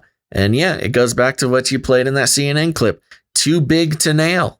They are holding the U.S. and now, dare I say it, the world hostage, and again, to bring it back, Brazil, the Brazilian government was trying to cut deals for the Pfizer vaccine, but they wanted, to be able to have compensation for if and when people get hurt by the vaccine. And they said, no way, Jose. And Pfizer wanted Brazil to give up its military bases as collateral for the deal. That's right. Pfizer wanted Brazil to put up its military bases as collateral for the vaccine deal. It's just insane. What else is there to say? Why would anybody trust... out of all the vaccine companies, Moderna has its own problems. We've documented some of that, but Pfizer is like ridiculous. I know that's the problem. Everybody has. Even just going off of, if you're just reading the Better Business Bureau for Pfizer, you wouldn't trust a single the history product to them. It's crazy.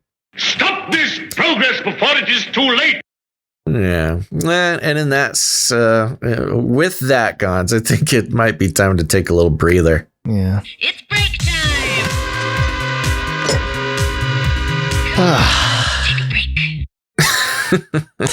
Okay, control, folks. man. With that, we're going to take a quick little break, but don't go anywhere, because after the break, we've got our politics section. We got Kamala hacking it up again. We've got some news about Major Biden. Of course, we've got a WAPO fact check on Biden, so that's interesting. Also, some Trump news. I'm so happy that Trump had something we could actually report on. We got some My Pillow guy and Q stuff. I don't know. It's just all over the place. A lot of great stuff after the break. So don't go anywhere. But before we do, we want to take a second and thank some of our producers. Woo! That's right. I said producers because we are on the value for value model. For those who don't know, the value for value model is really simple. You may have noticed that we don't read any advertisements. We don't have any affiliate codes. We're not trying to sell you any supplements. If you did see any ads on this, it is without our consent and we're not getting any money for it. In fact, we don't get any corporate money whatsoever because every corporate sponsorship is a form of censorship. And here's the thing. You know, our accountants are not very happy with us that we don't do advertising. But as Edward Bernays, the father of advertising in the mid 20th century and nephew of Sigmund Freud, to paraphrase, oh, that was a Freudian slip there. To paraphrase Edward Bernays, you know, the common man needs an elite man to construct his worldview, tell him how to feel, tell him what to buy, tell him what his problems are and how to solve them. And indeed, that's what advertising is. They're famous for making up problems and then selling you a product to fix that problem. But not here, folks. We are we do our best, not only for us to separate ourselves from the system of mind control that is advertising. Of course, Google and Facebook, as you know, a lot of big tech companies, as much as they like to brag about their cool tech, over 90% of their profits come directly from advertising. Do you really want your podcasters getting paid for the same business as your technocalypse overlords? I didn't think so. So we're on the value for value model, which means we put out the value, we do it 3 times a week, and we like to think we do a pretty good job. And if you get any value out of this, you have the opportunity to put some value back in. And it's not just charity. It's not just, donations. It's really taking responsibility for your own media future. No longer, says the Canary Cry News Talk listener and producer, shall we let the advertising companies tell us what to think, tell us what to buy, tell us how to feel. Instead, if we want to participate in some sort of media, if we want to get our news from somebody we trust, then, we got to divorce ourselves from that system that expects everything for free. With just a pinch of mind control involved. So our producers, who we'll thank now, have decided to hold up the fist in solidarity to let out a rebel yell and support the show. And that's the only way we can do it. It was a little bit scary this week, Gons, but we did have some producers come in. The people still want us to do the show, and that's nice. So let's take a second and thank some of those producers. Gons, are you ready? No. Okay, I can wait. I'm ready. Okay. Yeah. First of all, folks, one of the easiest ways to become a producer of the show is by heading to patreon.com/CCNT. That's patreon.com/CCNT for Canary Cry News Talk. We have one new producer over there, Gons. You want to know who it is? Yes. It is producer Roselle F. Thank you, producer Roselle. You know, depending on how you pronounce these double L's, it could be a really fancy way of spelling Rosie. Oh. Yeah. Or Rosie. Roselle. Whoever you are, thank you very much for supporting the show. It's the producer of the shit. It's not some whoever. Oh, well, How dare you? I want to make sure that they know that we tried our very best to pronounce their name correctly. And thank you for becoming a producer of the show. And remember, out there, if you're in the chat or alone in your car, remember to thank a producer today. They are the reason that you get to listen. Yep. Oh, I'm still going. You're still going. Next. Next, we do have patreon.com/Canary Cry Radio. For those who don't know, we have two shows. One of them is called Canary Cry Radio. It's an interview style show we've been doing since 2012. You are listening to Canary Cry News Talk right now, two separate shows, but we do like to thank producers for joining the patreon.com/Canary Cry Radio page. And our first producer is producer Sarah S. Thank you, producer Sarah S. Thank you very much. And Sarah comes in and says, I did it, guys. I love you. I became a patron just because of you. I love you guys so much, and I thank you. I'm in on a monthly level, and I also am looking to do a larger one-time sometimes offering. Ooh. I didn't see a way to do that one-time gift, but I can look again. I love you guys so much. We love you, Sarah. Thank you so much for being a producer. And yes, those one-time, sometimes producerships are not on Patreon, but you can do that over at canarycryradio.com/support, which we'll talk about in a second. But thank you very much, Sarah. Thank you for all the love, and we love you back. Thank you, Sarah. Next, Gons, we have producer Adam M. Was that Adam Mason? The producer? The director? A. Mason. Of Songbird? Producer and writer of Songbird. The lowest grossing movie I've ever seen. And we got a little note from Adam M. Thank you very much, producer Adam. Hi, guys. I've been listening to you for about a year now, and I'm finally financially stable enough to set up a monthly payment and not have to worry about canceling or anything. I hope it helps out. Keep doing the Lord's work. Thank you, producer Adam. Thank you for doing the Lord's work as well. And this was encouraging because, of course, we don't want anybody to stretch themselves to support the show.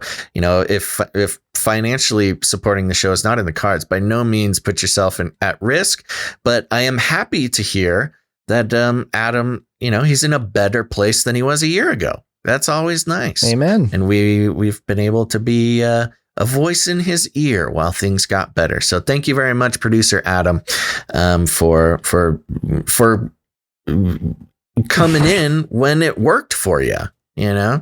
Instead of just forgetting about it and never producing. So you're the man, Adam. Okay. And lastly, we have producer I Am Clay Now. All right. Producer Thank you very much. Clay Now. What were you before? I Am Clay Now. Yeah, that's a good question.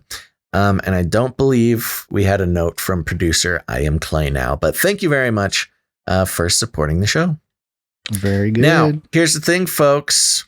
A lot of people don't like Patreon. That's okay. There's a lot of reasons not to like it. It's cool. We support you no matter how you want to become a producer of the show. That's why we have canarycryradio.com/support. canarycryradio.com/support. That's right. canarycryradio.com/support is a great way to become a producer of the show. There's literature over there on the value for value model, the Canary Cry Roundtable of Knights and Dames. You can become a producer on a monthly basis there, or if commitment is not your thing, you can go ahead and make that one-time, sometimes producership in any amount. And there's also cryptocurrency, all sorts of fun stuff. So go check it out. Guns, who do we have coming in on the PayPal? On the PayPal. Sorry, I got to switch back here. I do things. I'm like doing things behind the scenes here while you do your thing here at the beginning. I know that. Getting stuff that's going to publish later that's up. Part of it's part of the teamwork. I blab for as long as possible, which gives you a chance to get things done. Keep yapping, man. Taxes. Keep yapping, man. What does he say? Oh, keep yapping, man. Keep yapping, man. Yeah. It's from the debates. Speaking of which, since you brought it up, okay. I have been told by Jade Bouncerson that the show notes that you have up for today's already fixed. You already fixed it. Already okay, fixed. You're on it. All right. And Okay. not Who only came that, in on the PayPal? I was on the. Well, we'll get to it. Okay, first up here from the PayPal producers. I don't know if you fixed it. I just reloaded and it's still the episode 317. Well, then it's not my problem. It's the problem of Restream. Because I fixed it. Restream, All right. why aren't you helping out? All right. Or maybe flush your cash or something. All right. First up. My cash. I'm trying to get to the producers. Oh, what? Okay. Are you ready? I'm ready. Are you ready to thank producers from PayPal? Ready when you are. Okay. Oh my gosh. I'm just making sure. Okay. All right. I want to thank our first PayPal producer, Lydia G. What is your issue today, man? Me? I'm waiting for you. You're sitting over there in silence. Well, yeah, because you kept talking over. So, because I tried to get into it like 4 times and you kept like running into me. It's your fault. Next up, thank you, producer Lydia G. She's actually a new subscriber. Thank you very much. So thank you, producer Lydia. Yeah. We appreciate monthly producer Lydia. Yes. Next up, producer Samantha M. Thank you very much, producer Samantha M. I appreciate that. Next up, we have producer Saul coming in with the pocket full of 7s. Woo! Thank you very much, producer Saul. And he has a note for us. Hey, Gons Basil, just thought I'd mention that I often listen to your show a second time each episode on Spotify while I work, and today something weird happened. Normally, you guys are on my top 6 when I open the app or on my recently played, and today you guys were removed from both. I had to search your podcast, which I haven't had to do in ages. This was a first for sure. Has this happened to anyone else? So maybe in the chat, if you do listen to the show, well, I guess if you're in the chat, you probably don't listen to it on Spotify. But if you're listening now and you're listening on Spotify, let us know if you had some issues with finding us. It's possible that, Spotify looked at our transcript and decided to remove us from. Oh, I wish we had a transcript. Well, they have a transcript knows? of us. Funky little things happen like that all the time, but I have not heard of anybody else having the problem. It does not surprise me. No, not at all. But good job, Saul, for persevering. Yeah, appreciate you checking it out on multiple outlets there. Next up, we have producer Malik. Thank you very much, producer Malik. And finally, we have producer Kimberly W. with a pocket full of 7s. Thank you very much, Kimberly W. And that's the one I actually had in there, Basil. I think you put it in there after I did. I tried to get it to what? I didn't. Yeah, okay, I see it. Yeah. It is in there twice. Yeah. And Kimberly says, Widget the Poofy Cat says, hi. Thanks for being one of the only sources of news that is safe for my psyche. Ooh, safe for your psyche. I like that. We can add that in somewhere. Yeah, we are safe for people's psyches. So that is the list of financial producers for this episode. You can go to canarycryradio.com/crypto to contribute with your cryptocurrencies. Actually, let me check. I'm certain we didn't get any new crypto donations, but I can take a look there for a second. Okay. Jade Bouncerson, thank you for the timestamps. And yes, we are trying to expand the whole concept of timestamps and chapters with podcasting 2.0. And so she's contributing to that endeavor. And by the way, with podcasting 2.0, we are on Breeze. It's an app that's still in development, but we have the ability to accept Satoshis. Those are the smallest units of Bitcoin through the app. And anybody interested in that, take a look, because we're on the cutting edge of some of that stuff that is not really common yet, but Yeah, podcasting 2.0. I think one day we're going to do a real deep explanation, maybe a whole piece on it, just so everybody can understand. I know a lot of people still just watch the videos on YouTube and stuff, but podcasting is a much more decentralized, uncensorable style. Is kind of like the ham radio of audio broadcasting right now. It's a very safe way to make sure that you get the podcast and it doesn't disappear into censorship, the Google hole. Yeah. But yeah, podcasting 2.0 currently being developed by a great team. And one of the notable participants, Adam Curry over there on the No Agenda show, the original podfather of podcasting, which will include cool things like podcast chapters, which just seems like a duh. I mean, that's like, it's about time that becomes like a normal thing. But also, yeah, the value for value model built right into the infrastructure, where you can kind of like pledge, 1 Satoshi per minute or something like that. Very cool system. In its infant stages right now, but we are keeping up with it because that's where the future is. Yep. None of these third-party corporations deciding if you can or can't listen to the show. Yep. And you can actually go to podcastindex.org, I think, to check out some of that stuff. If you're into it, it's a little bit techie and whatnot, but some people do enjoy it. Other ways you can support the show is with your time and talent. You can send us jingles, or you can send us art. One art, please. And first up here, we did get a video. Are you okay playing this one, Basil? Because I wanted to make sure. Okay, yes. So let me get that set up. I will say, why don't you do it first? Yeah. Okay, so here it is. I don't know about the music. I just don't want to deal with the copyright thing, but we'll play it anyway. Here's a for those of you watching. Well, I'll just play the music lightly. It's an 8-second clip of an Asian woman. I think.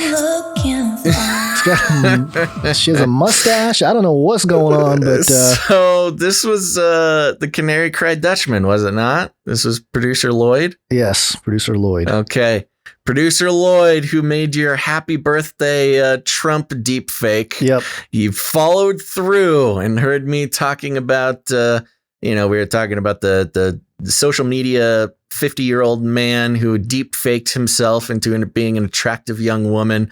And I made lots of comments about, hey, maybe that's a solution to my problem. I'll just deep fake myself into an attractive young Asian woman.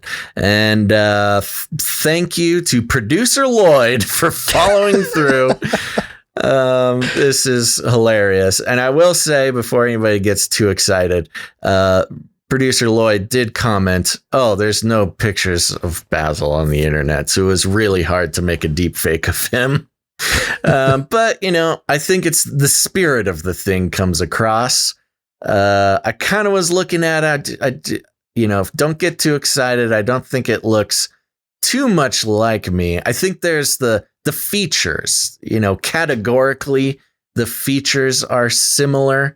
But that doesn't come as a surprise to anybody. But this was, I was very happy. I was flattered, producer Lloyd, that you would make these dreams come true of me being deep faked into an attractive Asian woman. It might be your actual mouth, though, because you have shown the mouth might be, yes. My mouth you can see sometimes on the internet.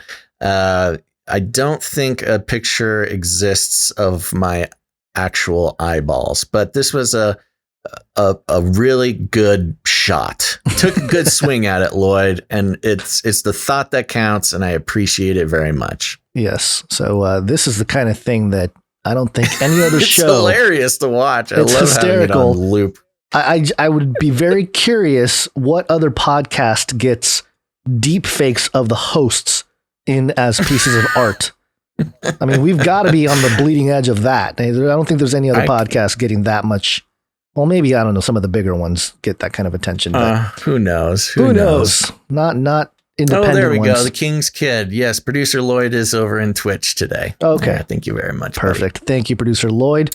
From the bleeding edge of deep fakes to the more archaic form of art, we move on to Mr. Magoo coming in with another piece. Oh, good. The True Adventures of Basil and Gons, episode 1, the first encounter, also called Da Da Da.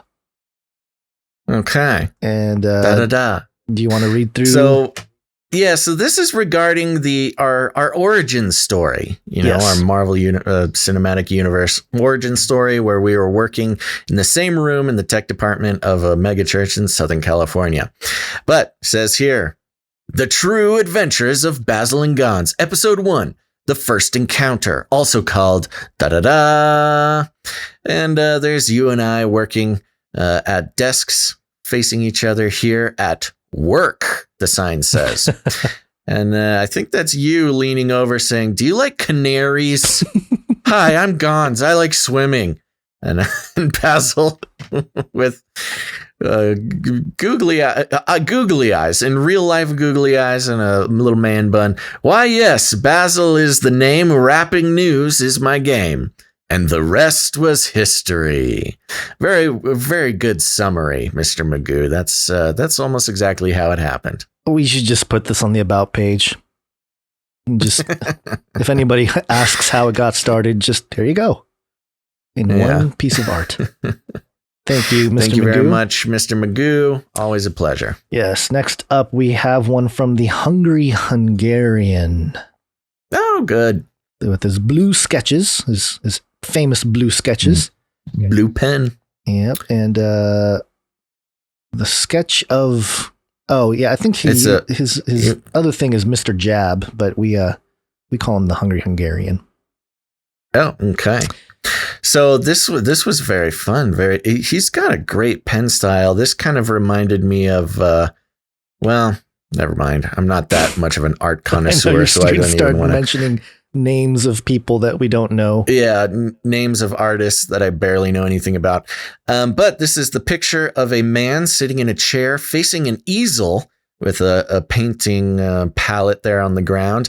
And on the canvas is a painting or an image of what looks to be like a fireplace with some logs burning. Mm-hmm. And then within the fire of the fireplace is the all-seeing eye. And he's holding out his hands as if he's keeping warm by this painting of the Illuminati eye. And down below it says, most people don't really want the truth. They just want constant reassurance that what they believe is the truth. Ain't that the truth? Ooh. Yeah, very good. Thank you very much to the Hungry Hungarian. What is the name you said he's also going by here? Sketch Mr. Jag? By Mr. Jag. Mr. Okay, Jag, there we go. I just want to make sure we call him what he wants to be called. This is great. Yeah, this could get pinned up on the refrigerator. Yeah, t-shirt material. Speaking of which, next up, producer Ali. And wow, just incredible. I don't even know how to explain it. You can give it a go. I know what the reference is, but I don't know if this is warranted or not, and certainly it is not, but I've come to feel very proud of producer Ali, because she's pretty much created a piece of art for I'm almost positive every single episode, maybe minus one, in the past year, which is 3 episodes a week for an entire year. That's 156 or so pieces of art.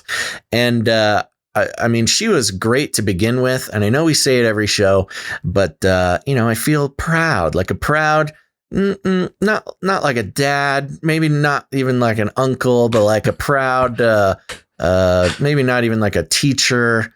I mean, I don't even know. I don't know if I can. Running out of influential adults in people's lives. I know. Like well, see, I'm trying not to give myself too much credit because I have nothing to do with it. It's just I've been able to watch it, and it's wonderful to watch. Anyways, like the local librarian seeing a young child go from. Yes, I'm like a. I'm like the encouraging librarian. Yeah, there you go. Yeah, that's me. Okay, today's image, I don't have the text of it, so I'm going to take a run at it. And if you have a note, you can tell me. A beautiful picture of a cat. It's Monty. That's yes, it's of one course, of the Monty. Monties. Yeah. Yes, one of the Monties. For those who are new to the show, I have 3 cats. They're all named Monty. Leaning into the frame, sniffing at what I can only assume is a salmon arm or an armed salmon. It's it's a salmon. And at the front, underneath the face of the salmon, you can see some human fingers sticking out. I know, it's kind of creepy looking. It really is. It took me a second to get it, but what does the note say? The full caption here. One of the Monties has located the source of the bad smell in your domicile. It is a salmon arm from Monday's mushroom picking Flippy story. Aha, that's what it kind is. Kind of a combination. Yeah, very good. The smell is still here. I looked around. I can't find anything. I don't know what the smell is in my studio here, but you get used to it. All right, that's very beautiful. Thank you very much, Producer Allie. Great job. Keep it going. And last but not least, from the art world, we have producer Teresa, and she has a little piece of art here. Fun and Flirty podcast number 14344. I don't know what the numbers are for. Do you know what the numbers mean? I'm not sure either. No. It's got me on the left there. Happy wife, happy life. Shiny, uncrusty. That's my new shaved look there. And then on the other side is you with the googly eyes. DC versus Marvel. Plants versus Bacon. And it has the rest of it kind of confuses me. What is it? I'm not sure. I think that's a robot, a flippy robot. Okay. Just stealing our spouses. Yeah. Flirting with our spouses, flirting maybe. With the spouse. Yes, we got a little plant there for Basil. And then directive. I'm not sure what directive is. Maybe the robot's directive is to flirt with me. Anyways, thank you very much. Who is this? Producer Teresa? Producer Teresa, recognizing us for the fun and flirty podcast that we are. Canary Cry News Talk. Fun and flirty. And there you have it. That's all of our producers directly contributing to the show in multiple ways with your time, talent, and treasure. We appreciate it. We cannot do this show without you. And I think the content, it just keeps getting better. The things we find in the news gets translated and turned into what can be used as memes or, these can work as memes. Artwork and comic strips and jingles and music, and it all stems from just analyzing the news that's out there. Yep. All we do, just take a look at the mainstream, connect the dots, call them out. That's right. That's right. All right. I think it's, let's see, what do we have? I don't think you don't have the meetups lined up or anything. I don't know. I still need to work on a page. I'm trying to do a .com/meetups thing, and I've just been having issues with it. But that's okay. We'll get that up. Our website, our canarycryradio.com website is a complete disaster right now. We are working on it. Please don't judge us for our inability to. I almost don't want to tell anybody to visit our websites right now. We're in the process of getting them redone. It's in the jingle of our support page. Well, they got to go to the support page. I mean, there's no avoiding that. But okay, let's wake on up. Yes, it's wake up time. Hey, yo, wake up. Okay, are you ready for some Kamala cackle? Yeah. Kamala cackle. All right, so this is a clip of Kamala Harris, our vice president, soon to be president. Just a matter of time here. And I think she knows it because she just can't handle herself. People are seeing that, affordable childcare is a big deal. more parents are seeing the value of educators when they had to bring their kids and said, we're not paying them nearly enough.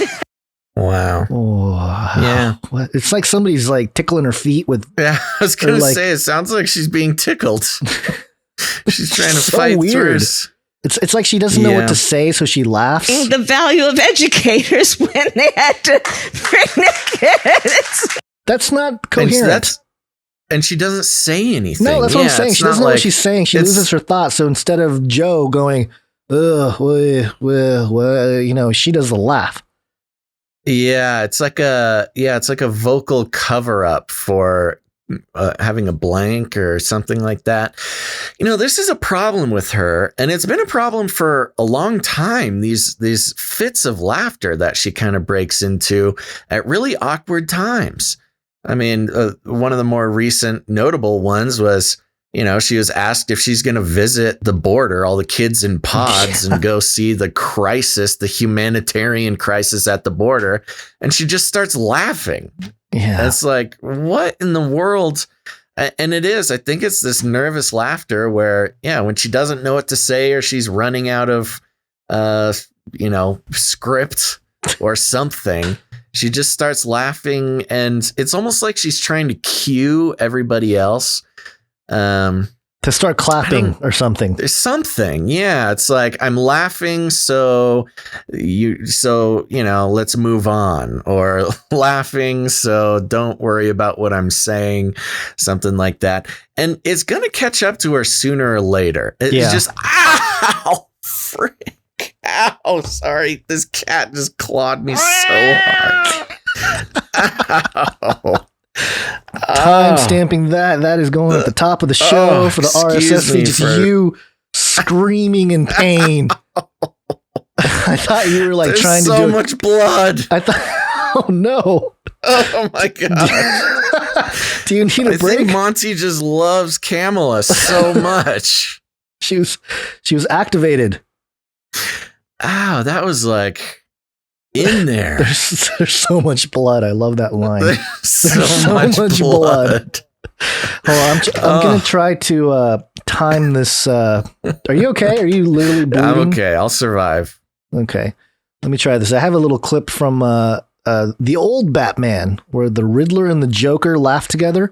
And the Joker, the Joker connection is interesting because on the day of the inauguration, she was wearing purple. And remember, I pointed out how the Joker is usually seen wearing a purple suit, very similar to this purple suit that she was wearing. But let me see here. Educators when they had to bring their kids and said, we're not paying them nearly enough. I don't know. It kind of works, doesn't it? It is. Yeah, I didn't even notice. You said you added something in there? So that's the Joker and the Riddler. Back to what I was mentioning. Yeah. Politicians have been ruined on much less than this really awkward, badly timed laugh that's meant to get her out of something. And I was immediately drawn to the connection with Howard Dean. Oh, yeah. In 2004. I don't know if anybody remembers that, but Howard Dean was trying to... I love this clip. No, I just love this Howard Dean clip. It makes me laugh every time. Yeah, so Howard Dean was he was ramping up for a presidential bid in 2004. And let's just play the clip and talk about the ramifications after. All right, I'm going to start it a little bit into it so we don't have to sit the whole minute here, but okay. I was about to say, I'm sure there's some disappointed people here. You know what? You know something? If you had told us 1 year ago that we were going to come in third in Iowa, we would have given anything for that. And you know something? Not only are we going to New Hampshire, Tom Harkin, we're going to South Carolina and Oklahoma and Arizona and North Dakota and New Mexico. And we're going to California and Texas and New York.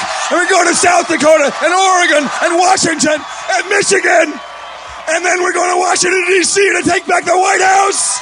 Yeah! Wow! For those who don't know the story, Howard Dean was trying to become the president, and he had this little episode, and he gave out this little scream, and it stopped his presidential race in its tracks. He just immediately lost all momentum, and it was all pointed back to this weird noise that he made. And it's been used as an example of like, little eccentricities can really ruin a politician. Well, and this was nothing. It was just one little scream he did once, and people were calling him crazy. And not just Republicans either. The Democrat Party turned on him after this. I was going to say, maybe it was different. It was a different time, 2004 was. Yeah. Because if you think about it, that little rant there and the scream ruined him. It could have been just an excuse to get this guy out, because the Biden has said so many more crazy things and he's still around. So I don't think it's just that, but I mean, it is interesting how the standards seem to have changed. Not to say that this Howard Dean scream, I don't think it necessarily deserved to stop his campaign. No. But whatever it was the straw that broke the camel's back, and it was dead in its tracks. That was doing Slim Jim. But I have a feeling that this laughing thing might catch up with Kamala someday. Mainly just, it's not even the sound, whatever. Everybody's laugh is weird. Yeah. But just the timing. And she'll do it when she's talking about really sensitive topics. And I don't know. It's weird, man. That was doing Slim Jim.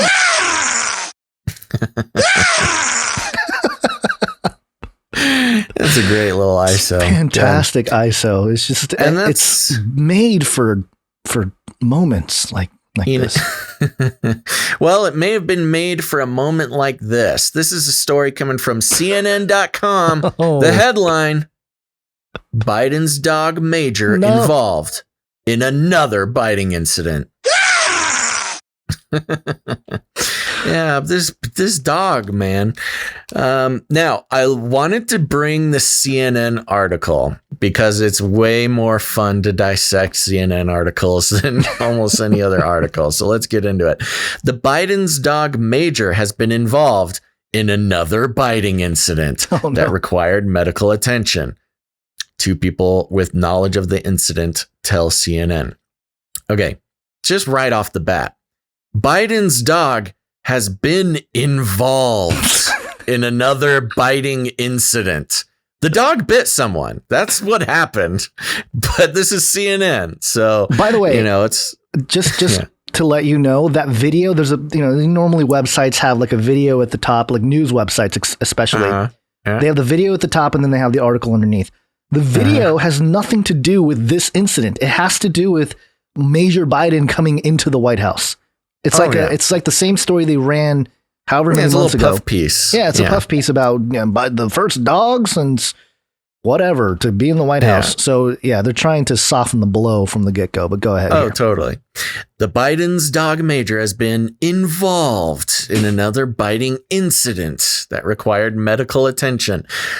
Keep that in mind. It required medical attention. 2 people with knowledge of the incident tell CNN. When was the last time you got bit by a dog that required medical attention? I was bleeding a lot. Yeah, I'm bleeding right now. You just had your second or third Monty incident right on air. Yes. Basil's cat Monty has been involved in another scratching incident. The incident, which involved a National Park Service employee, took place on the White House South Lawn on Monday afternoon. The employee was working at the time and needed to stop in order to receive treatment from the White House medical unit. Again, interesting detail. The employee was working. Okay. He wasn't just like playing with the dog, or he wasn't lounging on the lawn. Okay, we get it. He was working. First Lady Jill Biden press secretary Michael LaRosa told CNN that Major is, quote, still adjusting to his new surroundings. He's drawn blood twice, still adjusting. Quote, yes, Major nipped someone on a walk. Oh, I'm offended. Yeah, I know. Oh, yeah. Can you say nipped? What? No, you can. It's not. Okay. Yes, Major nipped someone. Again, there was it required medical attention. But yes, Major Biden nipped someone. Out of an abundance of caution, the individual was seen by White House medical something and then returned to work without injury. The National Park Service did not immediately respond to CNN for a request for comment. Major, a 3-year-old German Shepherd adopted by the Bidens in 2018. Okay, we gotta make sure that we know it's a rescue. Who saved who? Am I right? Received training within the last 2 weeks, according to the White House, following a separate biting incident earlier this month. That's 2 in 1 month. Yeah. At approximately 5 p.m. Monday evening, Major was spotted on a walk on the South Lawn with a member of the White House staff. Reuters White House correspondent Jeff Mason. Again, another Mason. This is the second Mason to pop up on this episode. Tweeted a short video of the walk. Oh, good. Major is leashed in the video, something that has not always been the case during other walks by the Biden dogs around the White House when they are with the president and the First Lady or White House grounds Superintendent Dale Haney. On March 8th, Major caused an injury to a Secret Service employee at the White House, doing enough damage that the person needed treatment from the White House medical team. At the time, White House Press Secretary Jen Psaki referred to the injury as minor. I think it's injury. It's funny. His name is Major. Yeah. But it was a minor. Okay. Major, minor. And chalked up Major's behavior to, quote, getting acclimated and accustomed to their surroundings and new people. Psaki said Major was, quote, surprised by an unfamiliar person. Again, they're re-reporting on the first attack. Yeah. Major and the Bidens' older German Shepherd, Champ, were almost immediately sent to the Biden home in Wilmington, Delaware, following the incident, CNN previously reported.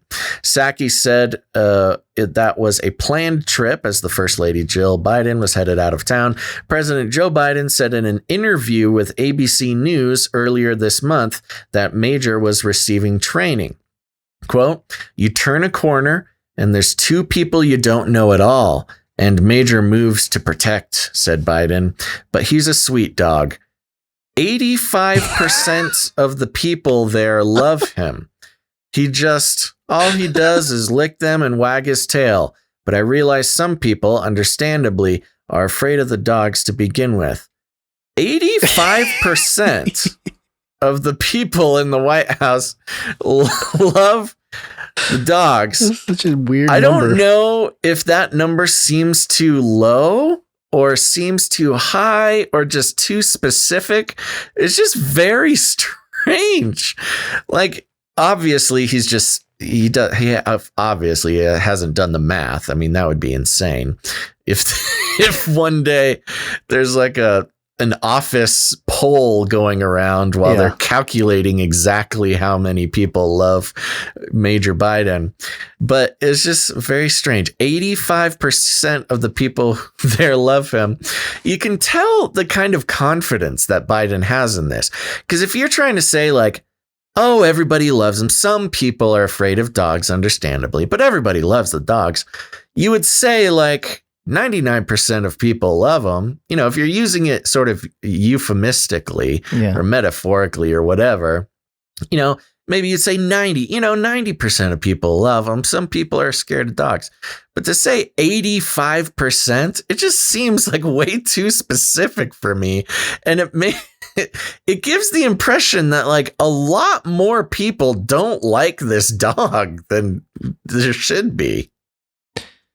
Yeah. This is the other comment from Biden here. Come on, man. So about it. Here's why I bring this up. Besides the fact that it's funny and there's weird quotes in it, I don't think this is the last time this dog thing is going to be an issue. I'm not saying the dogs are going to keep biting people, but there's going to be some sort of meta narrative put in place. I don't know when. I mean, maybe the next year or so. If I had to predict, I'd say before 2022. There's going to be some sort of meta narrative with this dog that's going to be used for political purposes. Yeah. Maybe the dog catches COVID Maybe the dog needs to be put down and it's used for like some sort of sympathy thing. Maybe it's used as messaging for China. I don't know what it is, but it's too much. One time is one thing. 2 times is a coincidence. The 3rd time, it's a pattern.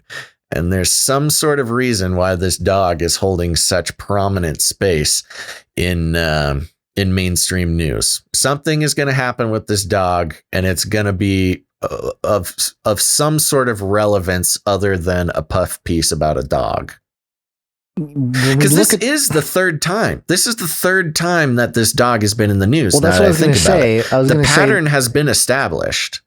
Right. That's what I was going to say, was that Biden's injury was the first time we heard about Major Biden, correct?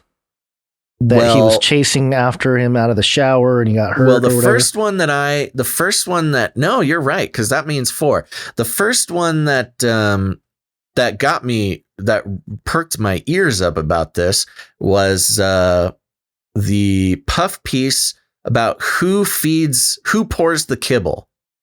The who pours the kibble puff piece. Does Joe or does Jill feed the dog? That was the first one. It came in like the first week of his presidency. And then you're right. Then there was the tripping, breaking his foot thing, and now 2 dog bites by Major. Okay, so this is November 29th was when Joe Biden has hairline fractures in his foot after slipping while playing with his dog Major. Okay. Yeah, so that came first. I think the elite might be thinking, how can we take this guy out? How can we take Biden out of office? Oh, Biden killed in office by his own dog. His own dog. Because then it's it's not a Republican. There is a pattern of violence with this dog. There's something, you can't be mad at a dog. He's just a dog. Biden's the innocence of Joe wrestling with Major. An assassination. It's not an assassination. There's no political motive. There's no geopolitical thing. You can stop the conspiracy theories in its tracks. But then playing both sides of it, they can say that he's a German Shepherd. So it's a Nazi salute, you know what I mean? All the cute people came from a Chinese-owned humane society. Yeah, there you go. You got all the marks of a really nicely controlled narrative that only people that will look into it would even connect the dots. Most people will say, "Oh, what a unfortunate situation. Why didn't Joe bring in the dog whisperer?" Yeah, I don't know, man. I'm putting it out there. We're right about too many things. I don't want to be flippant about this, but this dog has a pattern of violence. It's been in the news way too much. Something about this dog is going to be of significance in the future. Well, they do microchip dogs, especially those kind of dogs. There you go. You know? Well, maybe it's some sort of intelligence leak. The Chinese are listening to the White House through the microchip in Major Biden. Yeah. Well, we got more Biden news here. Got hairy legs. Got hairy legs. Liar! This is Fox News. Biden earns 4 Pinocchios from Washington Post for false claim about Georgia voting law. I loved this. Liberal paper awarded Biden the designation reserved for whoppers. Yeah, this is Trump would get 4 Pinocchios. Yeah. The Washington Post fact checker knocked President Biden on Tuesday for falsely claiming a new Georgia law, quote, ends voting hours early. Real quick, I'm sorry, I have to stop because it just dawned on me. Yeah. Also, something with the dog. Mm-hmm. Major might have to wear a muzzle from now on. Oh, and the it's mask. It's a mask propaganda. Yeah, that's a good one too. Okay. All right. Is that it? Yeah, that's it. Okay. Just going on record. Yep. Okay. Where was it here? Okay.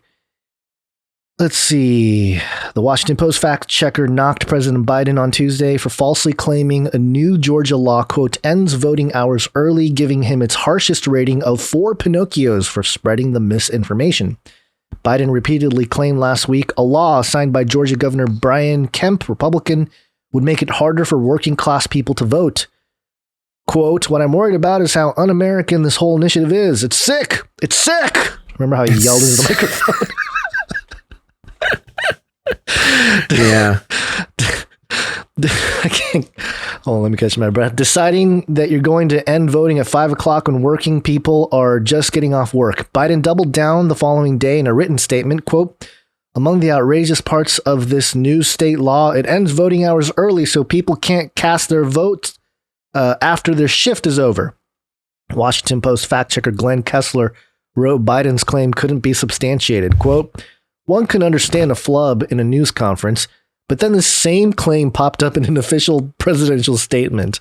Not a single expert we consulted who has studied the law understood why Biden made this claim, as this was the section of law that expanded early voting for many Georgians, Kessler wrote. Quote, on election day in Georgia, polling places are open from 7 a.m. to 7 p.m.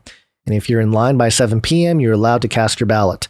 Nothing in the new law changes those rules. However, the law did make some changes to early voting, but experts say the net effect was to expand the opportunities to vote for most Georgians, not limit them, Kessler continued, noting some experts feel Biden may have been briefed on an outdated version of the bill. What are they doing over there at the White House? Kessler also wrote Biden may have gotten confused because the new law clarifies that early voting can be conducted, quote, beginning at 9 a.m. and ending at 5 p.m., as opposed to the previous framing that simply noted early voting, quote, shall be conducted during normal business hours. Quote, but as noted, the law also allows individual counties to set the hours anywhere between 7 a.m. and 7 p.m., so the practical effect of the 5 p.m. reference in the law is minimal, Kessler wrote. Quote, we sought an explanation from the White House for the reason for Biden's remarks, but did not receive an on-the-record response. Kessler explained why Biden earned the dreaded 4 Pinocchios for his falsehood. Quote, Biden framed his complaint in terms of a slap at working people. The law would end voting at 5 o'clock when working people are just getting off work, or ends voting hours early so working people can't cast their vote after their shift is over, he wrote. Many listeners might assume he was talking about voting on Election Day, not early voting. But Election Day hours were not changed.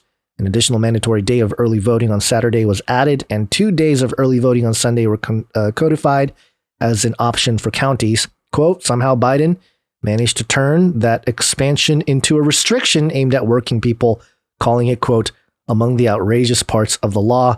There's no evidence that is the case, he wrote. So there you go. That's why he earned 4 Pinocchios. Yeah, there's been all this talk about the Georgia laws.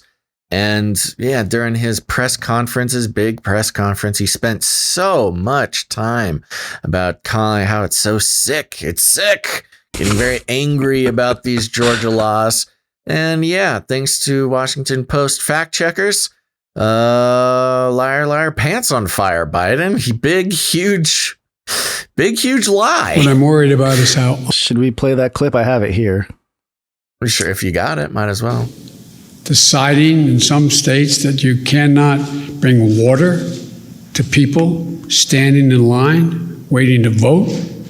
Deciding that you're going to end voting at 5 o'clock when working people are just getting off work.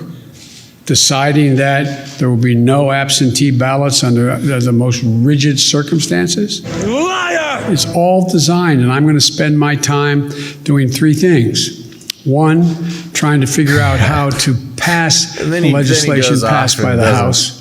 Educating the American Republican voters I know. Number 2, educating the American public. The Republican voters I know find this despicable. Republican voters. Oh, hey. The folks outside this White House. I'm not talking about the elected officials. I'm talking about voters. And so I'm convinced that we'll be able to stop this because it is the most pernicious thing. This makes Jim Crow look like Jim Eagle. The Jim Eagle clip. It's all related. It's all related. Wow. Yes, him. It's his lie. He lies. Mm-hmm. And then everything that comes after the lie is based on the lie. And that includes Jim Eagle. Yeah. Well, I'm not so mad he lied then, because I'm glad we got Jim Eagle out of it. Well, but here's the other thing. Maybe the reason why Washington Post would do this would take the attention off of everything he said afterwards and get everybody focused on what he actually said instead of the Jim Eagle, because they weighed their options. You know, they're like, well, what do we do? Do we debunk Jim Eagle? They ran the calculations and it's like, nope, Jim Eagle is going to ruin our chances for 2024. I don't understand. Jim Eagle has to be a lot worse than this moment here. It's gotta be. It's gotta be like on par or worse. 4 Pinocchios. Sorry, Biden. Yeah. Well, to be fair, let's talk about Trump a little bit. Oh, let's balance it out. We will launch a new age. Launch a new age. Now, this is coming from our favorite hardcore political publication, Vanity Fair. They're so Vanity Fair has this headline: "Of course, Donald Trump crashed a wedding and gave a rambling, incoherent speech about Biden, Iran, and China." Of course he did. Incoherent, huh? Am I right, guys? Orange Man bad. So I'm just going to read a little bit of it here, and then I want to play the video. Not much else is needed after that, but let's set the scene. One wedding-related fear many people have is the prospect of a drunk guest grabbing the mic and through slurred words asking everyone to take their seats so they can just, quote, say a couple of words, tripping over the band leader's foot in the process and yelling, "Hey man, watch where you're going," before launching into a rambling, incoherent speech about how they and the bride were supposed to be together before the groom came along and stole her.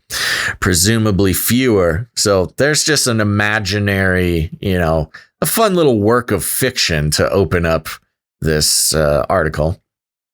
Presumably fewer, if any, have ever worried about a former president of the United States wandering into their reception and giving a toast that involves ranting about how the election was stolen from him, in addition to some incomprehensible thoughts on the situation at the border and how he could have made a beautiful deal with the Iranian government, the likes of which the world has never seen. Until now, moving forward, people will likely have the possibility in the back of their heads that an uninvited Donald Trump might approach the dance floor while everyone is eating their salads to complain about no longer being president, or at least the ones who choose to host their affairs at his Palm Beach Resort will. Yes, according to video footage on Saturday night, Trump made his way into a wedding reception being held at Mar-a-Lago and gave a toast that was less about the happy couple than it was about the ways he's been wronged recently and why Joe Biden is doing such a poopy job. Poopy job. And here's the video that they have so eloquently set the scene for. The emotional priming. I turned off the news. I get all these flash reports. Tell me about the border. They're telling me about China. They're telling me about Iran. How are we doing with Iran? How do you like that? Well, they were ready to make a deal. They would have done anything. They would have done anything. And this guy goes and drops the sanctions. And then he says, we'd like to negotiate now. We're not dealing with the United States. They don't want to deal with us. And China, the same thing. They never treated us that way, right? You saw what happened a few days ago. It was terrible. And the border's not good. The border is the worst anybody's ever seen it. And what you see now, multiply it times 10, Jim. You would know how to handle it. He's the only one I know that might handle the border tougher than me. But we have to. And the tough is in the most humanitarian way, because that's what it is. What's happening to the kids, they're living in squalor. They are living like nobody has ever seen anybody. There's never been anything like what's happening. And you're going to have hundreds, and you have it now. They have the airplane photos. the shops, and they call them shops. And these things are showing thousands and thousands of people coming up from South America. And it's just, look, it's a disaster. It's a humanitarian disaster from their standpoint, and it's going to destroy the country. And frankly, the country can't afford it because you're talking about massive, just incredibly massive amounts. Our school systems, our hospital systems, everything. So it's a rough thing. And I just say, do you miss me yet?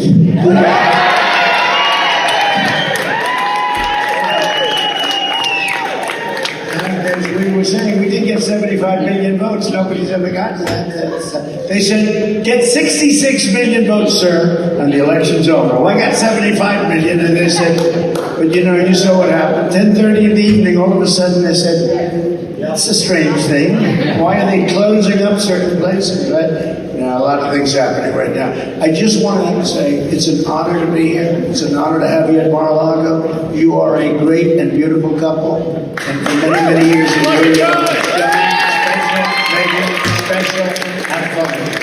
All right, there you go. That's the clip. And then he went into a rounding rendition of L is for the way you look at me. Yes. Factual information. So, I mean, you can tell, obviously, the opening article that I read made it sound like he was belligerent, made him sound like he was rambling, that nobody wanted him here, yada, yada, yada. He was killing it. They loved him there. That was his zone. Right. I mean, if you're having your wedding at Mar-a-Lago, nobody who's not a fan of Trump is having their wedding at Mar-a-Lago. Right. So I'm sure having Trump show up at their wedding was just a huge bonus for them. And you can tell everybody in the crowd, they're cheering, they're laughing, they're agreeing with him. You hear, pictures getting taken. He obviously knows somebody there. He was calling somebody by name and inevitably did go on about how great the couple is, et cetera, et cetera. So anyways, this is Vanity Fair trying to make a whole lot of something out of nothing. And there you go. Sure. He went on a little walkabout talking about the election and how he would have done such a better job at being president, but he's Trump. What do you expect? And no, he's not drunk. He doesn't drink, I don't think, right? As far as I know, I've heard people say that. So, the thing, when I saw the headline, I was like, oh boy, what did he say? What, did he slur some words or something like that? And then you watch the footage and you realize, or at least I realized, that the reason why Vanity Fair here thought he was drunk, and I think first off, the person doing the writing of this article here didn't comprehend what Trump was talking about per se. But beyond that, the footage is pretty bad. It's like a bad audio recording. Like a cell phone video. Yeah, like a cell phone video. He's kind of far away. Whoever's videotaping is a little further back, I think. So there's a lot of echo. And that can certainly make it sound like he's slurring and, because it's not as clear. And I think that's part of why this person thought like, drunken slur and Trump. I think it was wishful thinking. Well, that's what I'm saying. Like if your presupposition is Trump is, Orange Man bad, then you're going to have your confirmation bias. Everything that he does in the footage is going to affirm this idea that he's drunk and slurring and missing and power more than anything, and all that kind of stuff. He's been out of the news and ratings go down. So anything you can write about Trump in the news will get you attention. It's an economic thing. I mean, it doesn't matter what the guy does. He was obviously beloved at this wedding. And people were stoked, but you got to write your orange man or you got to fill your Orange Man bad quota or else, you might be on the chopping block for those next round of journalistic layoffs. Right. And, he might be on an early campaign trail here. People talking about 2024, but some people saying it'll come much sooner. What I'm talking about, Steve, is what I have been doing since January 9th. All the evidence I have, everything is going to go before the Supreme Court, and the election of 2020 is going bye-bye. It was an attack by other country, communism coming in. I don't know what they're going to do with it after they pull it down, but it's hang on a second. Hold on. Donald Trump will be back in office in August. Whoa, that's a big claim. That was Mike Lindell, CEO of My Pillow, ranting about how Trump, I gotta go buy a pillow, man. Well, he's ranting about how Trump is going to be in office in August. This is on War Room with what was his name? What's the guy's name? I'm totally blanking on his name. It's the Bloomberg guy. No, not Bloomberg. This is no, it's not Bloomberg, but it's the guy who started the Bloomberg News. No, not it's Bloomberg. Not. No, it's not. This is. Oh my gosh! Settle down, Guns. Let me just find his name. You're getting Steve so worked Bannon. up Thank you, this. chat. Steve Bannon. Yeah. So he's ranting about it. But did you notice the background? Breitbart. Thank you. That's what I meant to say. Breitbart. Yeah. Did you notice the background there? No. Okay. So behind Mike Lindell is a painting of an eagle. One of the eyes, it's only showing one of the eyes of the eagle. It's got the blue marking there, and it kind of looks like the all-seeing eye. But then on the top left of this painting is a singular eye. Yeah. Yeah, that is weird. Why show what the eagle is kind of like looking up at this traditional looking all-seeing eye thing up in the corner. Yeah. I don't know what the deal is. Yeah, but, that is weird. It's very weird. Yeah, so Mike this whole thing is weird though.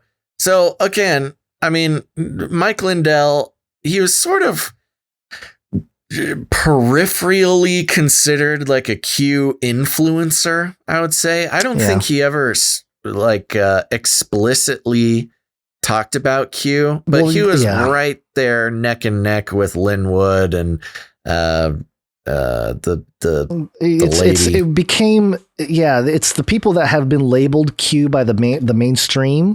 Because they picked up the narrative. They picked up the narrative. The voter fraud stuff. Yeah. Yeah. But so go ahead. Just to review, the president was supposed to be reinstated on March 4th. Then he was supposed to be reinstated on March 20th.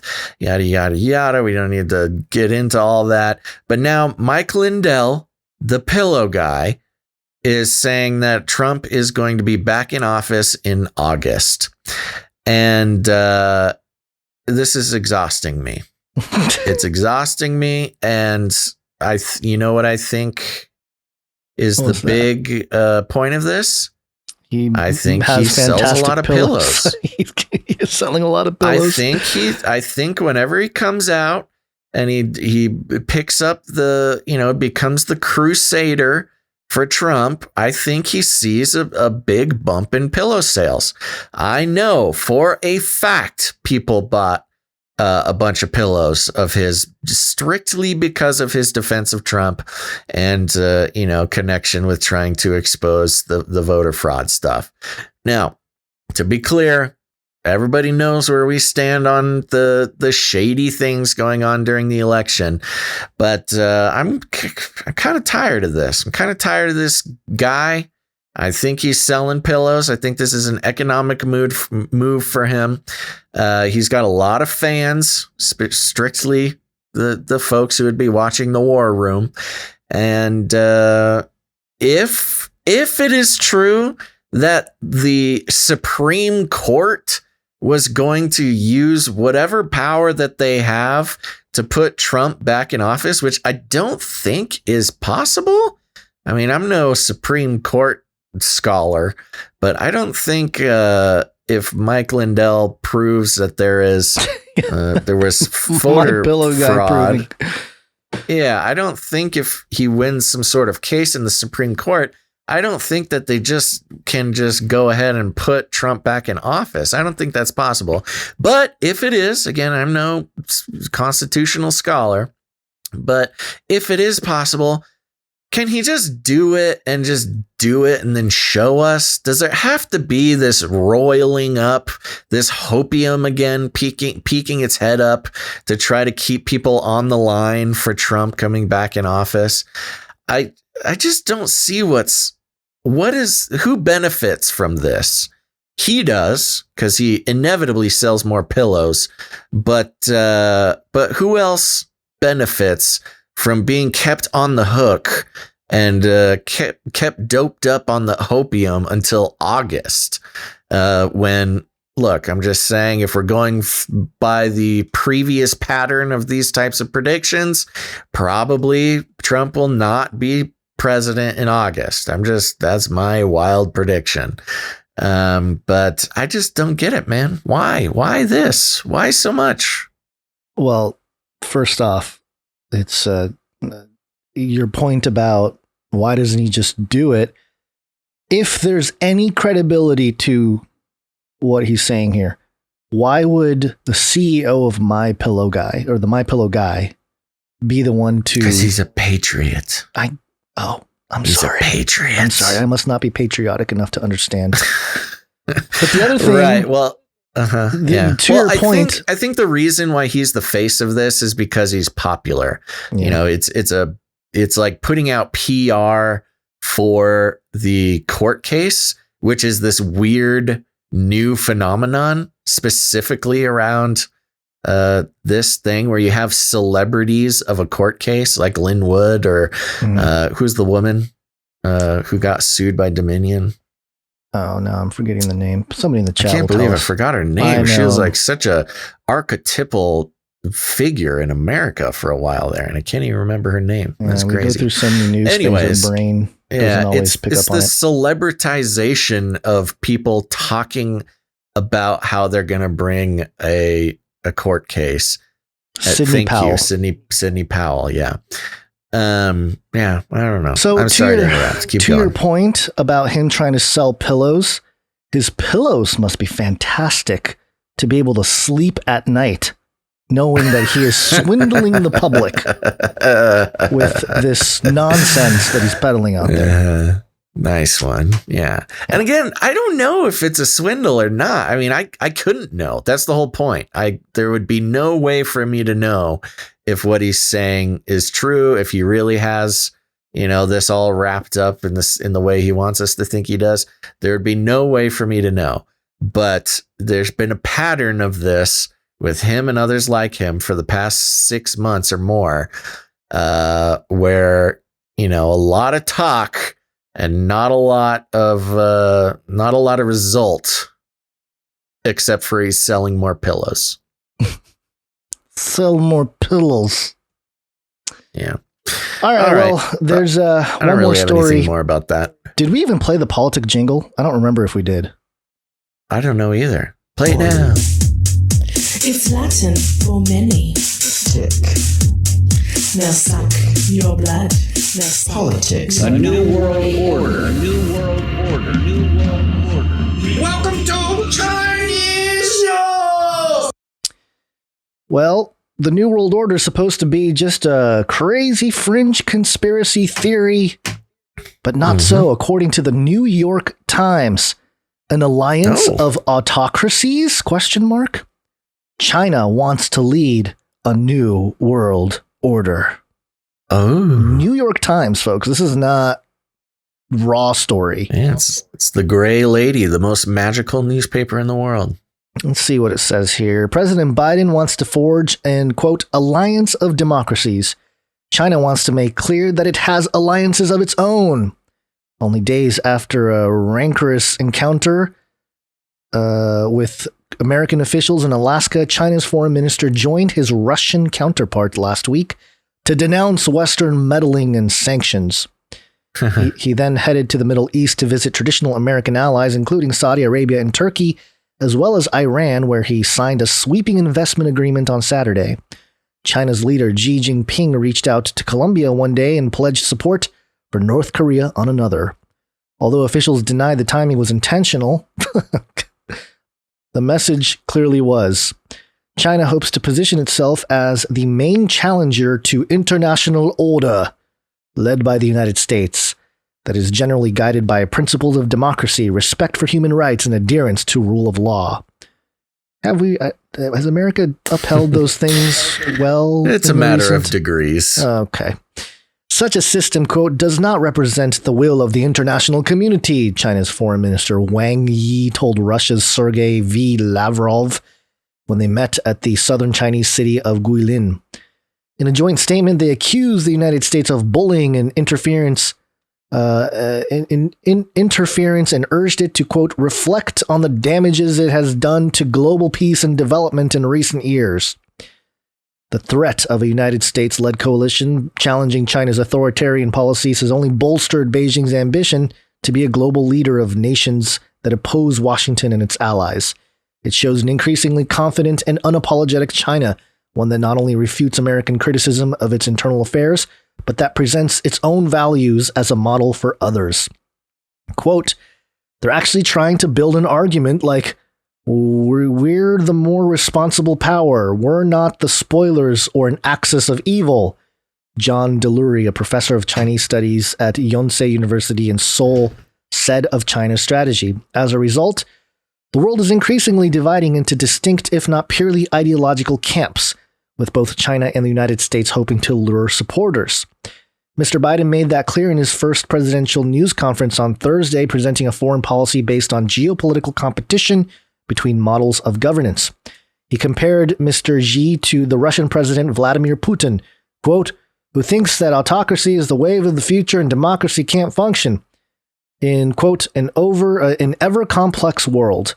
He later called the challenge, quote, a battle between the utility of democracies in the 21st century and autocracies. China, for its part, argues that it is the United States dividing the world into blocks.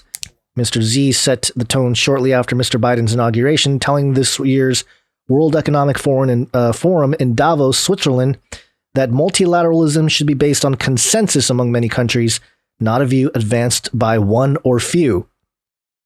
Isn't that what China just, didn't they just admit to doing that just earlier in this article? To be dividing with the, okay, anyway. No, the glorious nation of China would never do anything hypocritical. Of course, quote, to build small circles or start a new Cold War, to reject, threaten, or intimidate others, to willfully impose decoupling, supply disruption, or sanctions, and to create isolation or estrangement will only push the world into division and even confrontation, Mr. Xi said.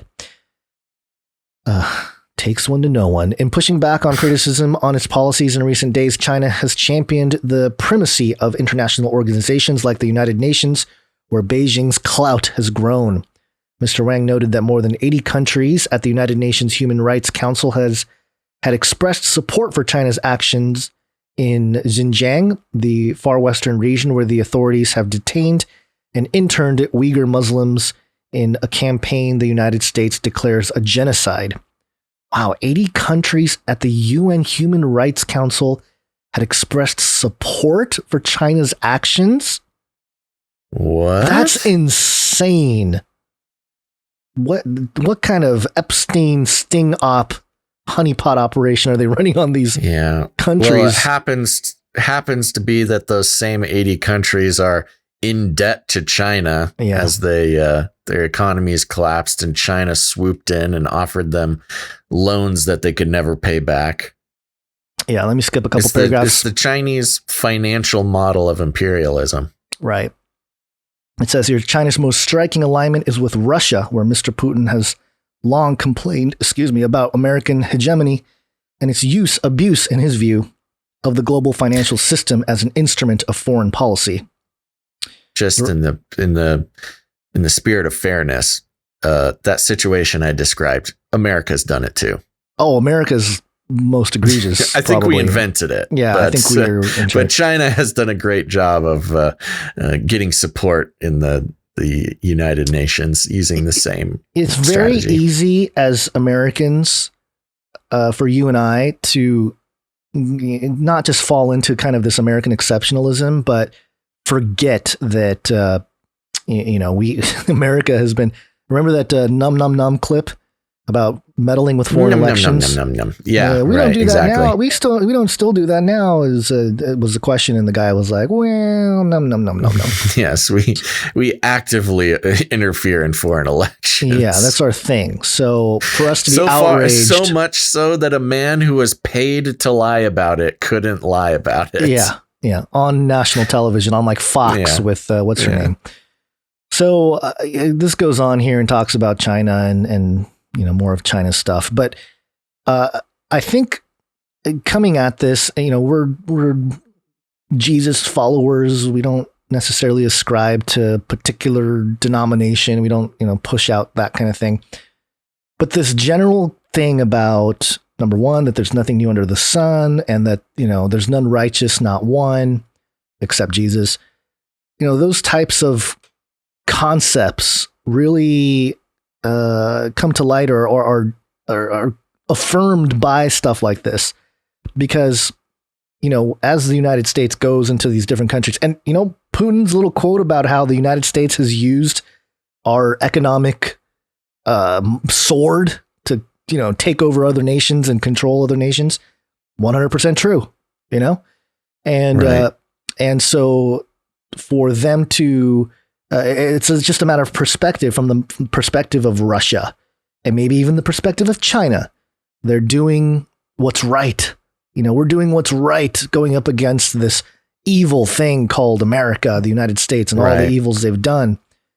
And it just really, to me, speaks to the truth of what Scripture tells us, is that, hey, we're fallen in sin and there's none righteous, and we're just all screwed up. We all think that we're doing the right thing, but really it's not like that. So, yeah, I mean, if we were born in China and we're Chinese patriots, we would probably be fully on board, but we're not. So we don't. I don't know if we'd be fully on, but I mean, there's still people that are in China that are like, I think there's plenty of people who the brainwashing is strong with. I mean, even look in America, where freedom is, the top priority, and there's still people brainwashed into, people that don't realize that it's, that don't realize that it's the freedoms that this country has that allows them to say what they say about their own country. Because if you're in China and you rail against China, you disappear. Goodbye. Yes. No matter who you are, they made that point with Jack Ma. Yeah. Nobody is above. He's gone. He got disappeared. He said something bad about the government, and the richest man in China just disappeared one day. There you go. That's China wants to lead a new world order. And in reality, it's not just China. It's not just Russia. It's not just the United States. The new world order is a spiritual movement that is bringing the prophecies of the Bible come to a reality. Yeah. And speaking of the beast system, Gons. Speaking of the beast system is a jingle that I usually play when you set me up like that. If I can find the jingle, because it's a good jingle. And here it is. Speaking of the beast system. Beast system. It was real professionally done. I'm the king of filibustering. Yeah, you filibustered that jingle. This is a fun one. Reuters.com headline: Out of my mind. Advances in brain tech spur calls for neuro rights. Ooh. A turning point for Raphael Yusta, a neuroscientist at New York's Columbia University, came when his lab discovered it could activate a few neurons in a mouse's visual cortex and make it hallucinate. The mouse had been trained to lick at a water spout every time it saw two vertical bars, and researchers were able to prompt it to drink even with no bars in sight, said Yust, whose team published a study on the experiment in 2019. Quote, "We could make the animal see something it didn't see, as if it were a puppet," he told the Thomson Reuters Foundation in a phone interview. Quote, "If we can do this today with an animal, we can do it tomorrow with a human, for sure." Joost is a part of a group of scientists and lawmakers stretching from Switzerland to Chile who are working to rein in the potential abuses of neuroscience by companies from tech giants to wearable startups. Following his team's discovery, he launched the Neuro Rights Initiative, which advocates 5, quote, neuro rights to protect how a person's brain data is accessed and used, including a right to mental privacy and to free will. Quote, right now, it's the Wild West, Joost said. In Chile, Senate member Guido Gerardi is pushing to translate those principles into law with a bill that would give legal protection to a suite of neuro rights and a complementary reform to the country's constitution. This month, the National Commission for Scientific and Technological Research began debating Gerardi's proposal, which got unanimous support from Parliament in December 2020. His office hopes the bill will be adopted later in the year. Quote, if this technology is industrialized without the proper regulations and rules, it will threaten fundamental human autonomy, he said in a phone interview. Meanwhile, the Organization for Economic Cooperation and Development has issued its own neurotechnology guidelines, noted Marcelo Inca, a researcher at ETH Zurich's Health Ethics and Policy Lab who works on the OECD project. Quote, usually people only start talking about ethics and regulations after a big scandal. But with neurotech, I hope we can take on these questions before that scandal, he said. Advances in brain science, like those made by Joost's team, have made it possible to penetrate the brain using sensors and implants and access some degree of neural activity. The U.S. Food and Drug Administration has approved deep brain stimulation procedures, implanting electrodes in the brain to treat a range of disorders from Parkinson's disease to epilepsy. And major tech firms from Facebook to Tesla are working on computer-brain interfaces to allow consumers to control devices with their thoughts, while some smaller companies sell wearable devices to monitor brain activity. But warnings of science fiction scenarios of for-profit mind control are overblown for a line of research that is still so young, said Karen Rommelfinger, director of the Neuroethics program at Emory University in Atlanta. Quote, yes, the science will get better, not worse, she said, but exactly how it develops is up in the air. Inca at ETH Zurich said major ethical issues could arise if the data commercial neurotech devices elect. I think it's collect, but it's a typo. Yeah, it's misspelling there. Sorry. Inca at ETH Zurich said major ethical issues could arise if the data commercial neurotech devices collect is widely shared and analyzed without proper safeguards. Quote, we already have digital biomarkers that can indicate if someone is predisposed to developing dementia. I'm going to skip quite a bit of this article, because a lot of it is known to our listeners, and just for the sake of time, but they go through a lot of the brain computer interfaces, all that kind of stuff we talk about all the time. And strangely enough, she doesn't want to regulate and doesn't want neuro rights for people. But moving on, Rommelfinger at Emory is wary of moving too quickly to regulate brain tech, which she said could stifle innovation.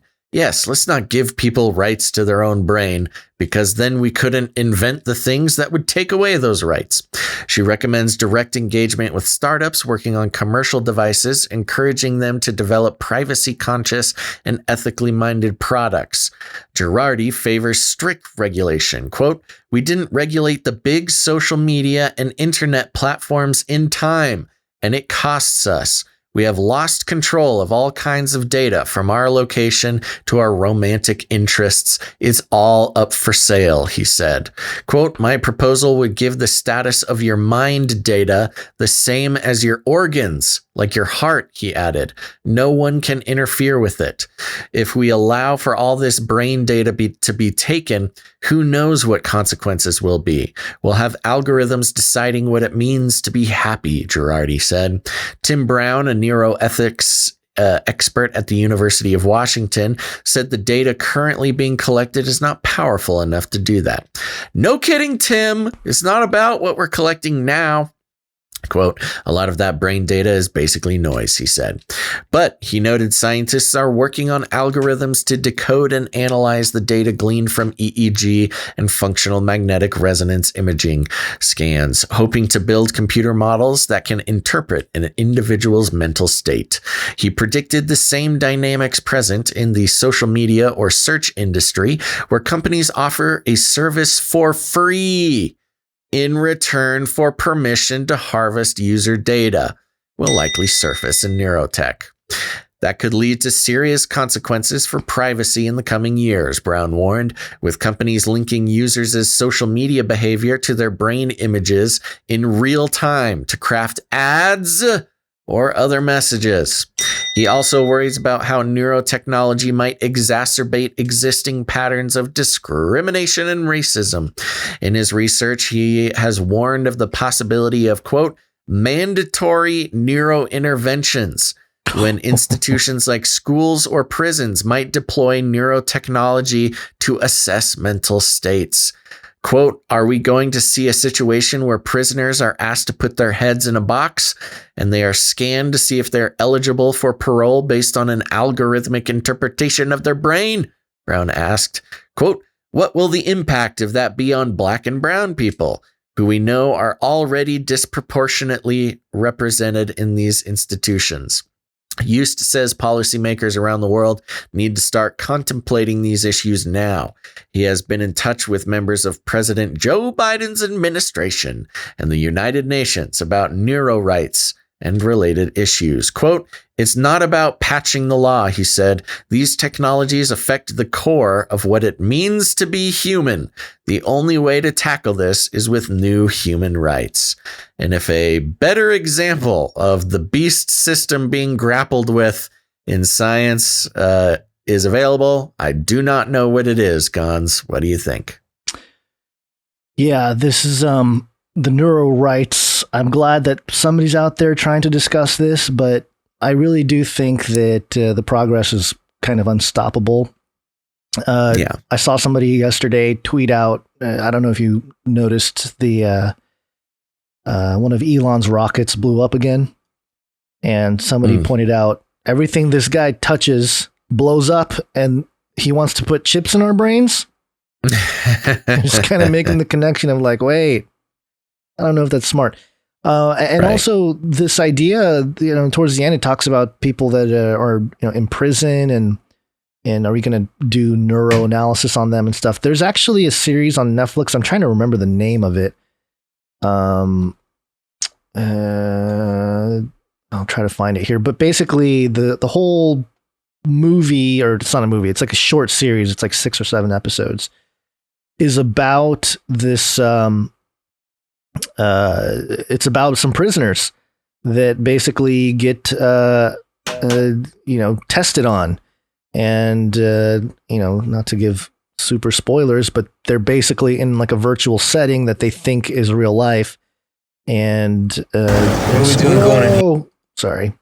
And a lot of it had to do with, because they are prisoners and they had some neuro stuff tested on them.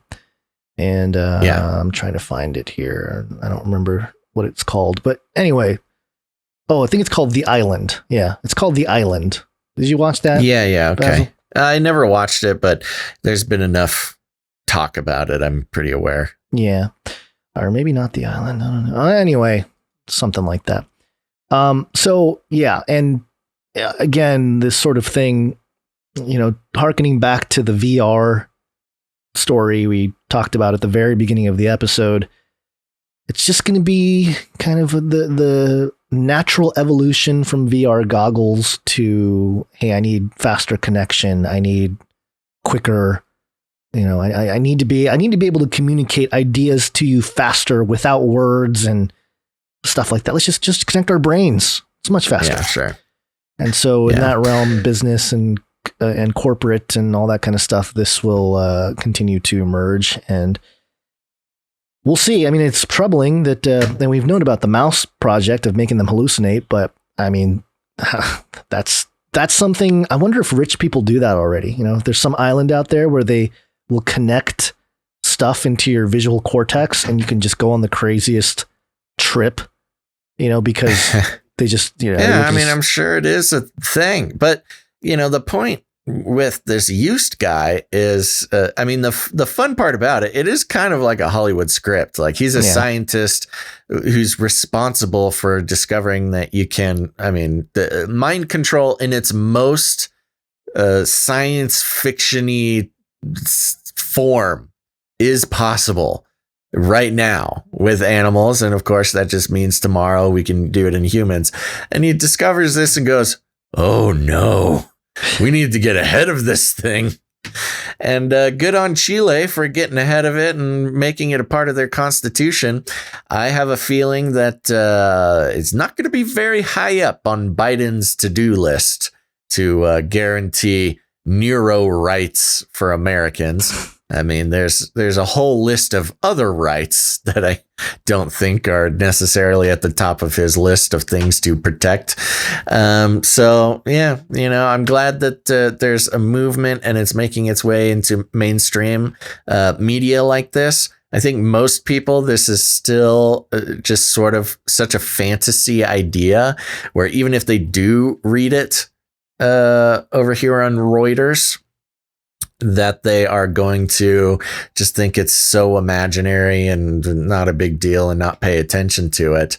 But I think the point that they made in there with the big tech and social media is a great example. And hopefully, you know, the best case scenario, barring any sort of, you know, extreme beast system intervention, would be like, yeah, for once, can we please learn a lesson before it's too late and put these protections in place and not worry about innovation so much? I mean, the ethicist who was saying, oh, we shouldn't regulate it too much because then the innovation will slow down, which is literally saying, let's not make the rules to protect our neuro rights, because then we won't invent the things that would take away our neuro rights. Let's just let it sit for a little bit. It is a nexus point here coming up. You know, it talks about the Wild West and everything, but it's truly is first mover advantage with this stuff, the technology, and I just don't see much resistance coming from governments or corporations to prevent an onslaught. I think we're going to have to move to Chile is what I'm saying. Eventually. I mean, there's literally going to be not pods, but like different, very much, I guess, districts, kind of like the Hunger Games, where certain areas are just ripe with neuro everything and the other parts that are a little more protected, you know, and it's really going to split like that. It's crazy to think, but I think that's it's kind of where we're headed here. Yeah. So there you go. That's your beast system update for the day. Okay. I got a quick AI thing and then we will be out of everyone's ears here and eyes. Okay. Artificial intelligence. Now, they gave out a bunch of AI awards, which has been interesting. This first one here, ArgusPress.com, Bright Machines, named winner in 2021 Artificial Intelligence Excellence Awards. Excellent. The Business Intelligence Group today announced that Bright Machines was named a winner in its Artificial Intelligence Excellence Awards program. Bright Machines is a full-stack technology company offering a new approach to AI-enabled manufacturing. You go to their website there, and they have this little group of robots. Where's that picture? I thought I had the picture ready here, but basically they have like a line of products. The meet your new workforce. The combination of intelligent software and adaptive hardware, Bright Machines microfactories automate repetitive assembly and inspection tasks. With predictable output, you'll increase capacity and improve OEE. And there you go. It's getting into dispensing, welding, fastening, assembling, pressing, labeling, vision, and testing. And I mean, factory type of stuff. I mean, this is definitely going to take over any kind of factory job that's repetitive. Mm-hmm. At any level. You know, they have it kind of with cars and stuff now, but I think it's just going to get worse and worse. So, and I thought it was an interesting name for a company, Bright Machines. Ooh. Are they really that bright? Or are like they the shining bright like morning star? Or like the false light of Lucifer, the Ooh. counterfeit light? Moving on here, not surprisingly, Sogo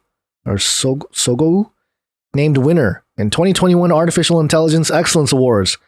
My question is, how many of these awards went out? Because I have 3 here, and I think there were more.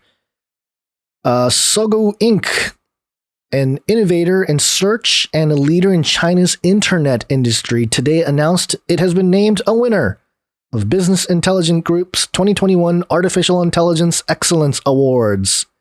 It says here, Sogo has long been at the forefront of AI development and has made significant breakthroughs in voice and image technologies, machine translation, and Q&A, which have been successfully consolidated into its products and services. Sogo Search is the first search engine in China to apply knowledge graphs to help users find better answers to their queries. In addition, Sogo successfully launched the world's first AI news anchor. From facial expressions, language habits, to logical thinking capability based on knowledge graph systems, Sogo AI News Anchor creates lifelike resemblance of human beings. With its latest upgrades, Sogo AI News Anchor can be applied to live reports and interviews, combining mixed reality technologies, rendering the lifelike anchor in multiple scenarios, including news studios and outdoor venues. So yeah, the Chinese company, the Chinese AI internet search engine company being awarded this thing. Well, I don't know why you would award a Chinese company. This is a thing from it's probably or something. Chinese given award. And the third award, well, there's more. I mean, it's just weird how there's so many awards. KPVI.com, Samsara named winner in 2021 Artificial Intelligence Excellence Awards. Really pumping this up here. San Francisco, Samsara, the pioneer of the connected operations cloud, today announced it was named a winner in the Business Intelligence Group's Artificial Intelligence Excellence Awards. Samsara's AI safety solution has been recognized in the computer vision category. Using trillions of IoT data points, Samsara's connected operations clouds help more than 20,000 customers improve their safety, efficiency, and sustainability of the operations that power the global economy. More specifically, Samsara's AI safety solution uses sensors and AI-enabled cameras to bring insights to customers in real time. Some of these insights include distracted driving detection, real-time incident alerts, and preventative in-cab coaching, all of which are used by customers to protect drivers from potential accidents at a lower cost. And the reason why I bring this up is because the logo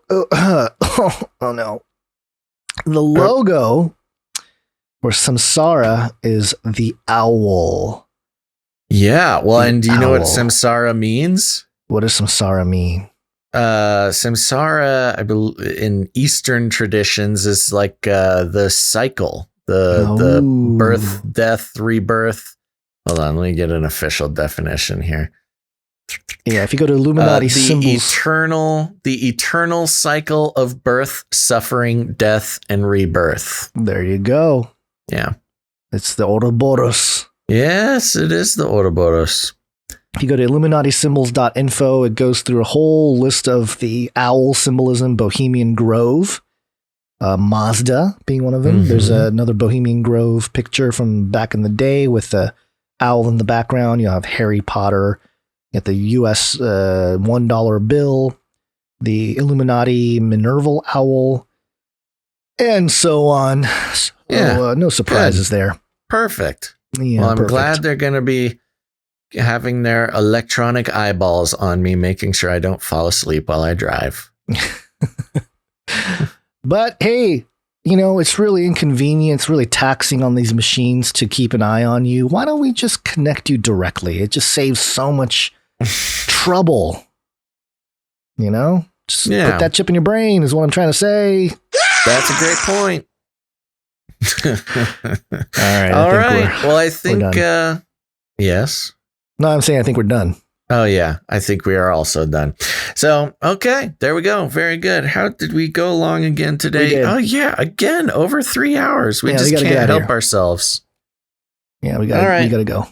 Yeah, we got to go. Okay, folks. Thanks for tuning in to this episode of Canary Cry News Talk. As of now, we're going to be back on Friday. That is April 2nd, right? Ooh, this is the last episode of March. Just as time keeps on ticking into the future.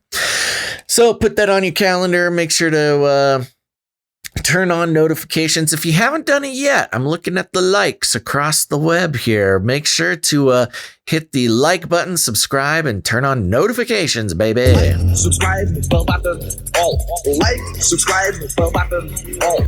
That's right. And keep an eye out on Friday, April 2nd for the next episode of Canary Cry News Talk. We will need some producers for that episode. So if you enjoyed this program, if you get any value out of what Gonz and I do on this program, please consider becoming a producer of the show. It is not a joke. We are only able to continue doing the show if producers keep producing. So, hey, if you're out there and you've been enjoying the show for, any amount of time and you find it valuable, you find the information good, it helps you in your life in any sort of way, give us some time, pray about it. And if you feel led, please go ahead and become a producer of the show. It's the only way that the value for value model works. We will not try to sell you anything, whether it's from another corporation or our own new and improved supplements for male vitality or whatever. It's really it's an exchange here. If you enjoy the show and you want to keep it going, there's only one thing to do, and that's become a producer. You can do that by heading over to patreon.com/CCNT for Canary Cry News Talk. Or if you don't like Patreon, go on over to canarycryradio.com/support. canarycryradio.com/support. canarycryradio.com/support. Go now. But I do want to thank our producers for this episode, and those producers include, for episode 318, producers Roselle, Sarah, Adam, I Am Clay Now, producer Lydia G, producer Samantha, producer Saul, Malik, producer Kimberly. And yes, that's it. Thank you all so much for becoming a producer of the show, keeping the show going. And if you're out there now, remember to thank your producers. Don't let another day go by without letting them know how you feel. And of course, thank you to Jade Bouncerson for the timestamps and all of our artists and musicians who keep the show interesting. That's right. And here's the thing, folks. If supporting the show financially is not in the cards for you, that is okay. There's plenty of ways to produce the show. That includes creating art, creating jingles, creating music. Send all that stuff to canarycryradio@gmail.com if you like it easy, or canarycryradio@protonmail.com if you like to keep it secret. Do that. We need it. Producers of all kinds keep this show running, and we are very grateful to all of them. Now, on Friday, I'll also be reading reviews. So if you have not left a rating or a review for Canary Cry News Talk on Apple Podcasts, you really should do that. It's the very least you could do to help produce the show. It's kind of hard to explain exactly all the ins and outs and details, but let's just say when you leave a rating and a review for the show over on Apple Podcasts, it goes a long, long way to helping new people find the show, or even better, helping the algorithms to recommend the show to people who have not heard it before. So go do that. Search Canary Cry News Talk on Apple Podcasts. Leave a rating and a review. And on Friday, we'll be reading them. We love them. We read all of them. And it's a great way to get on the show. So thank you very much. Let's see. Another way is to share the show out on your social media. Share it with your friends. You know the deal. We should all be used to that now.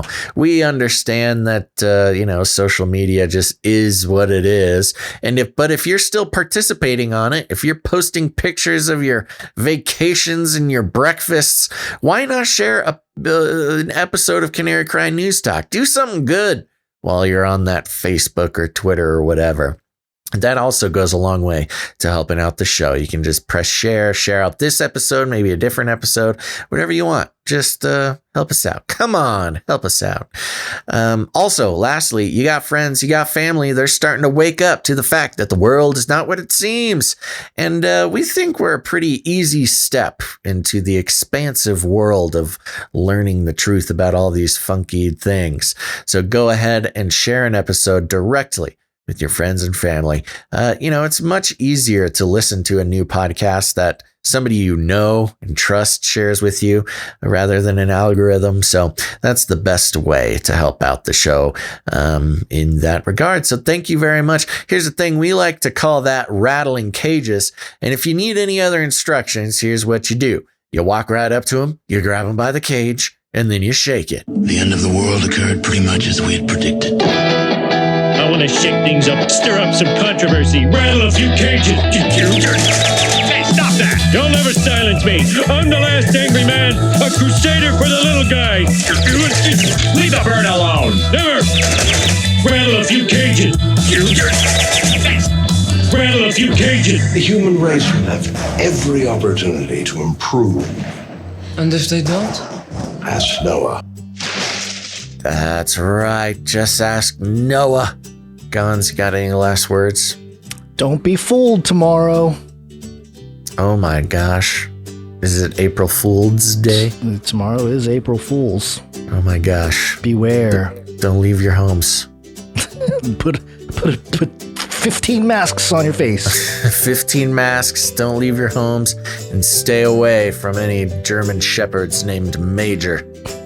All right, everybody. Thanks again. Make sure to tune in on the 2nd of April. That's this Friday. We'll be back bringing you the important stuff.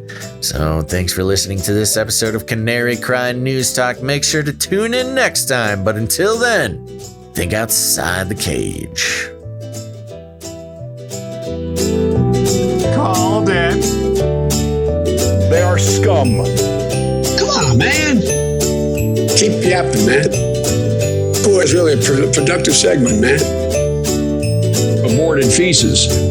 Aborted feces. That was going Slim Jim.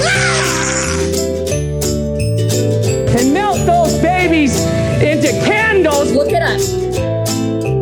Everybody loves waffles. It's true. Everybody loves waffles. It's true. Remember, reality is an illusion. The universe is a hologram. Buy gold. Buy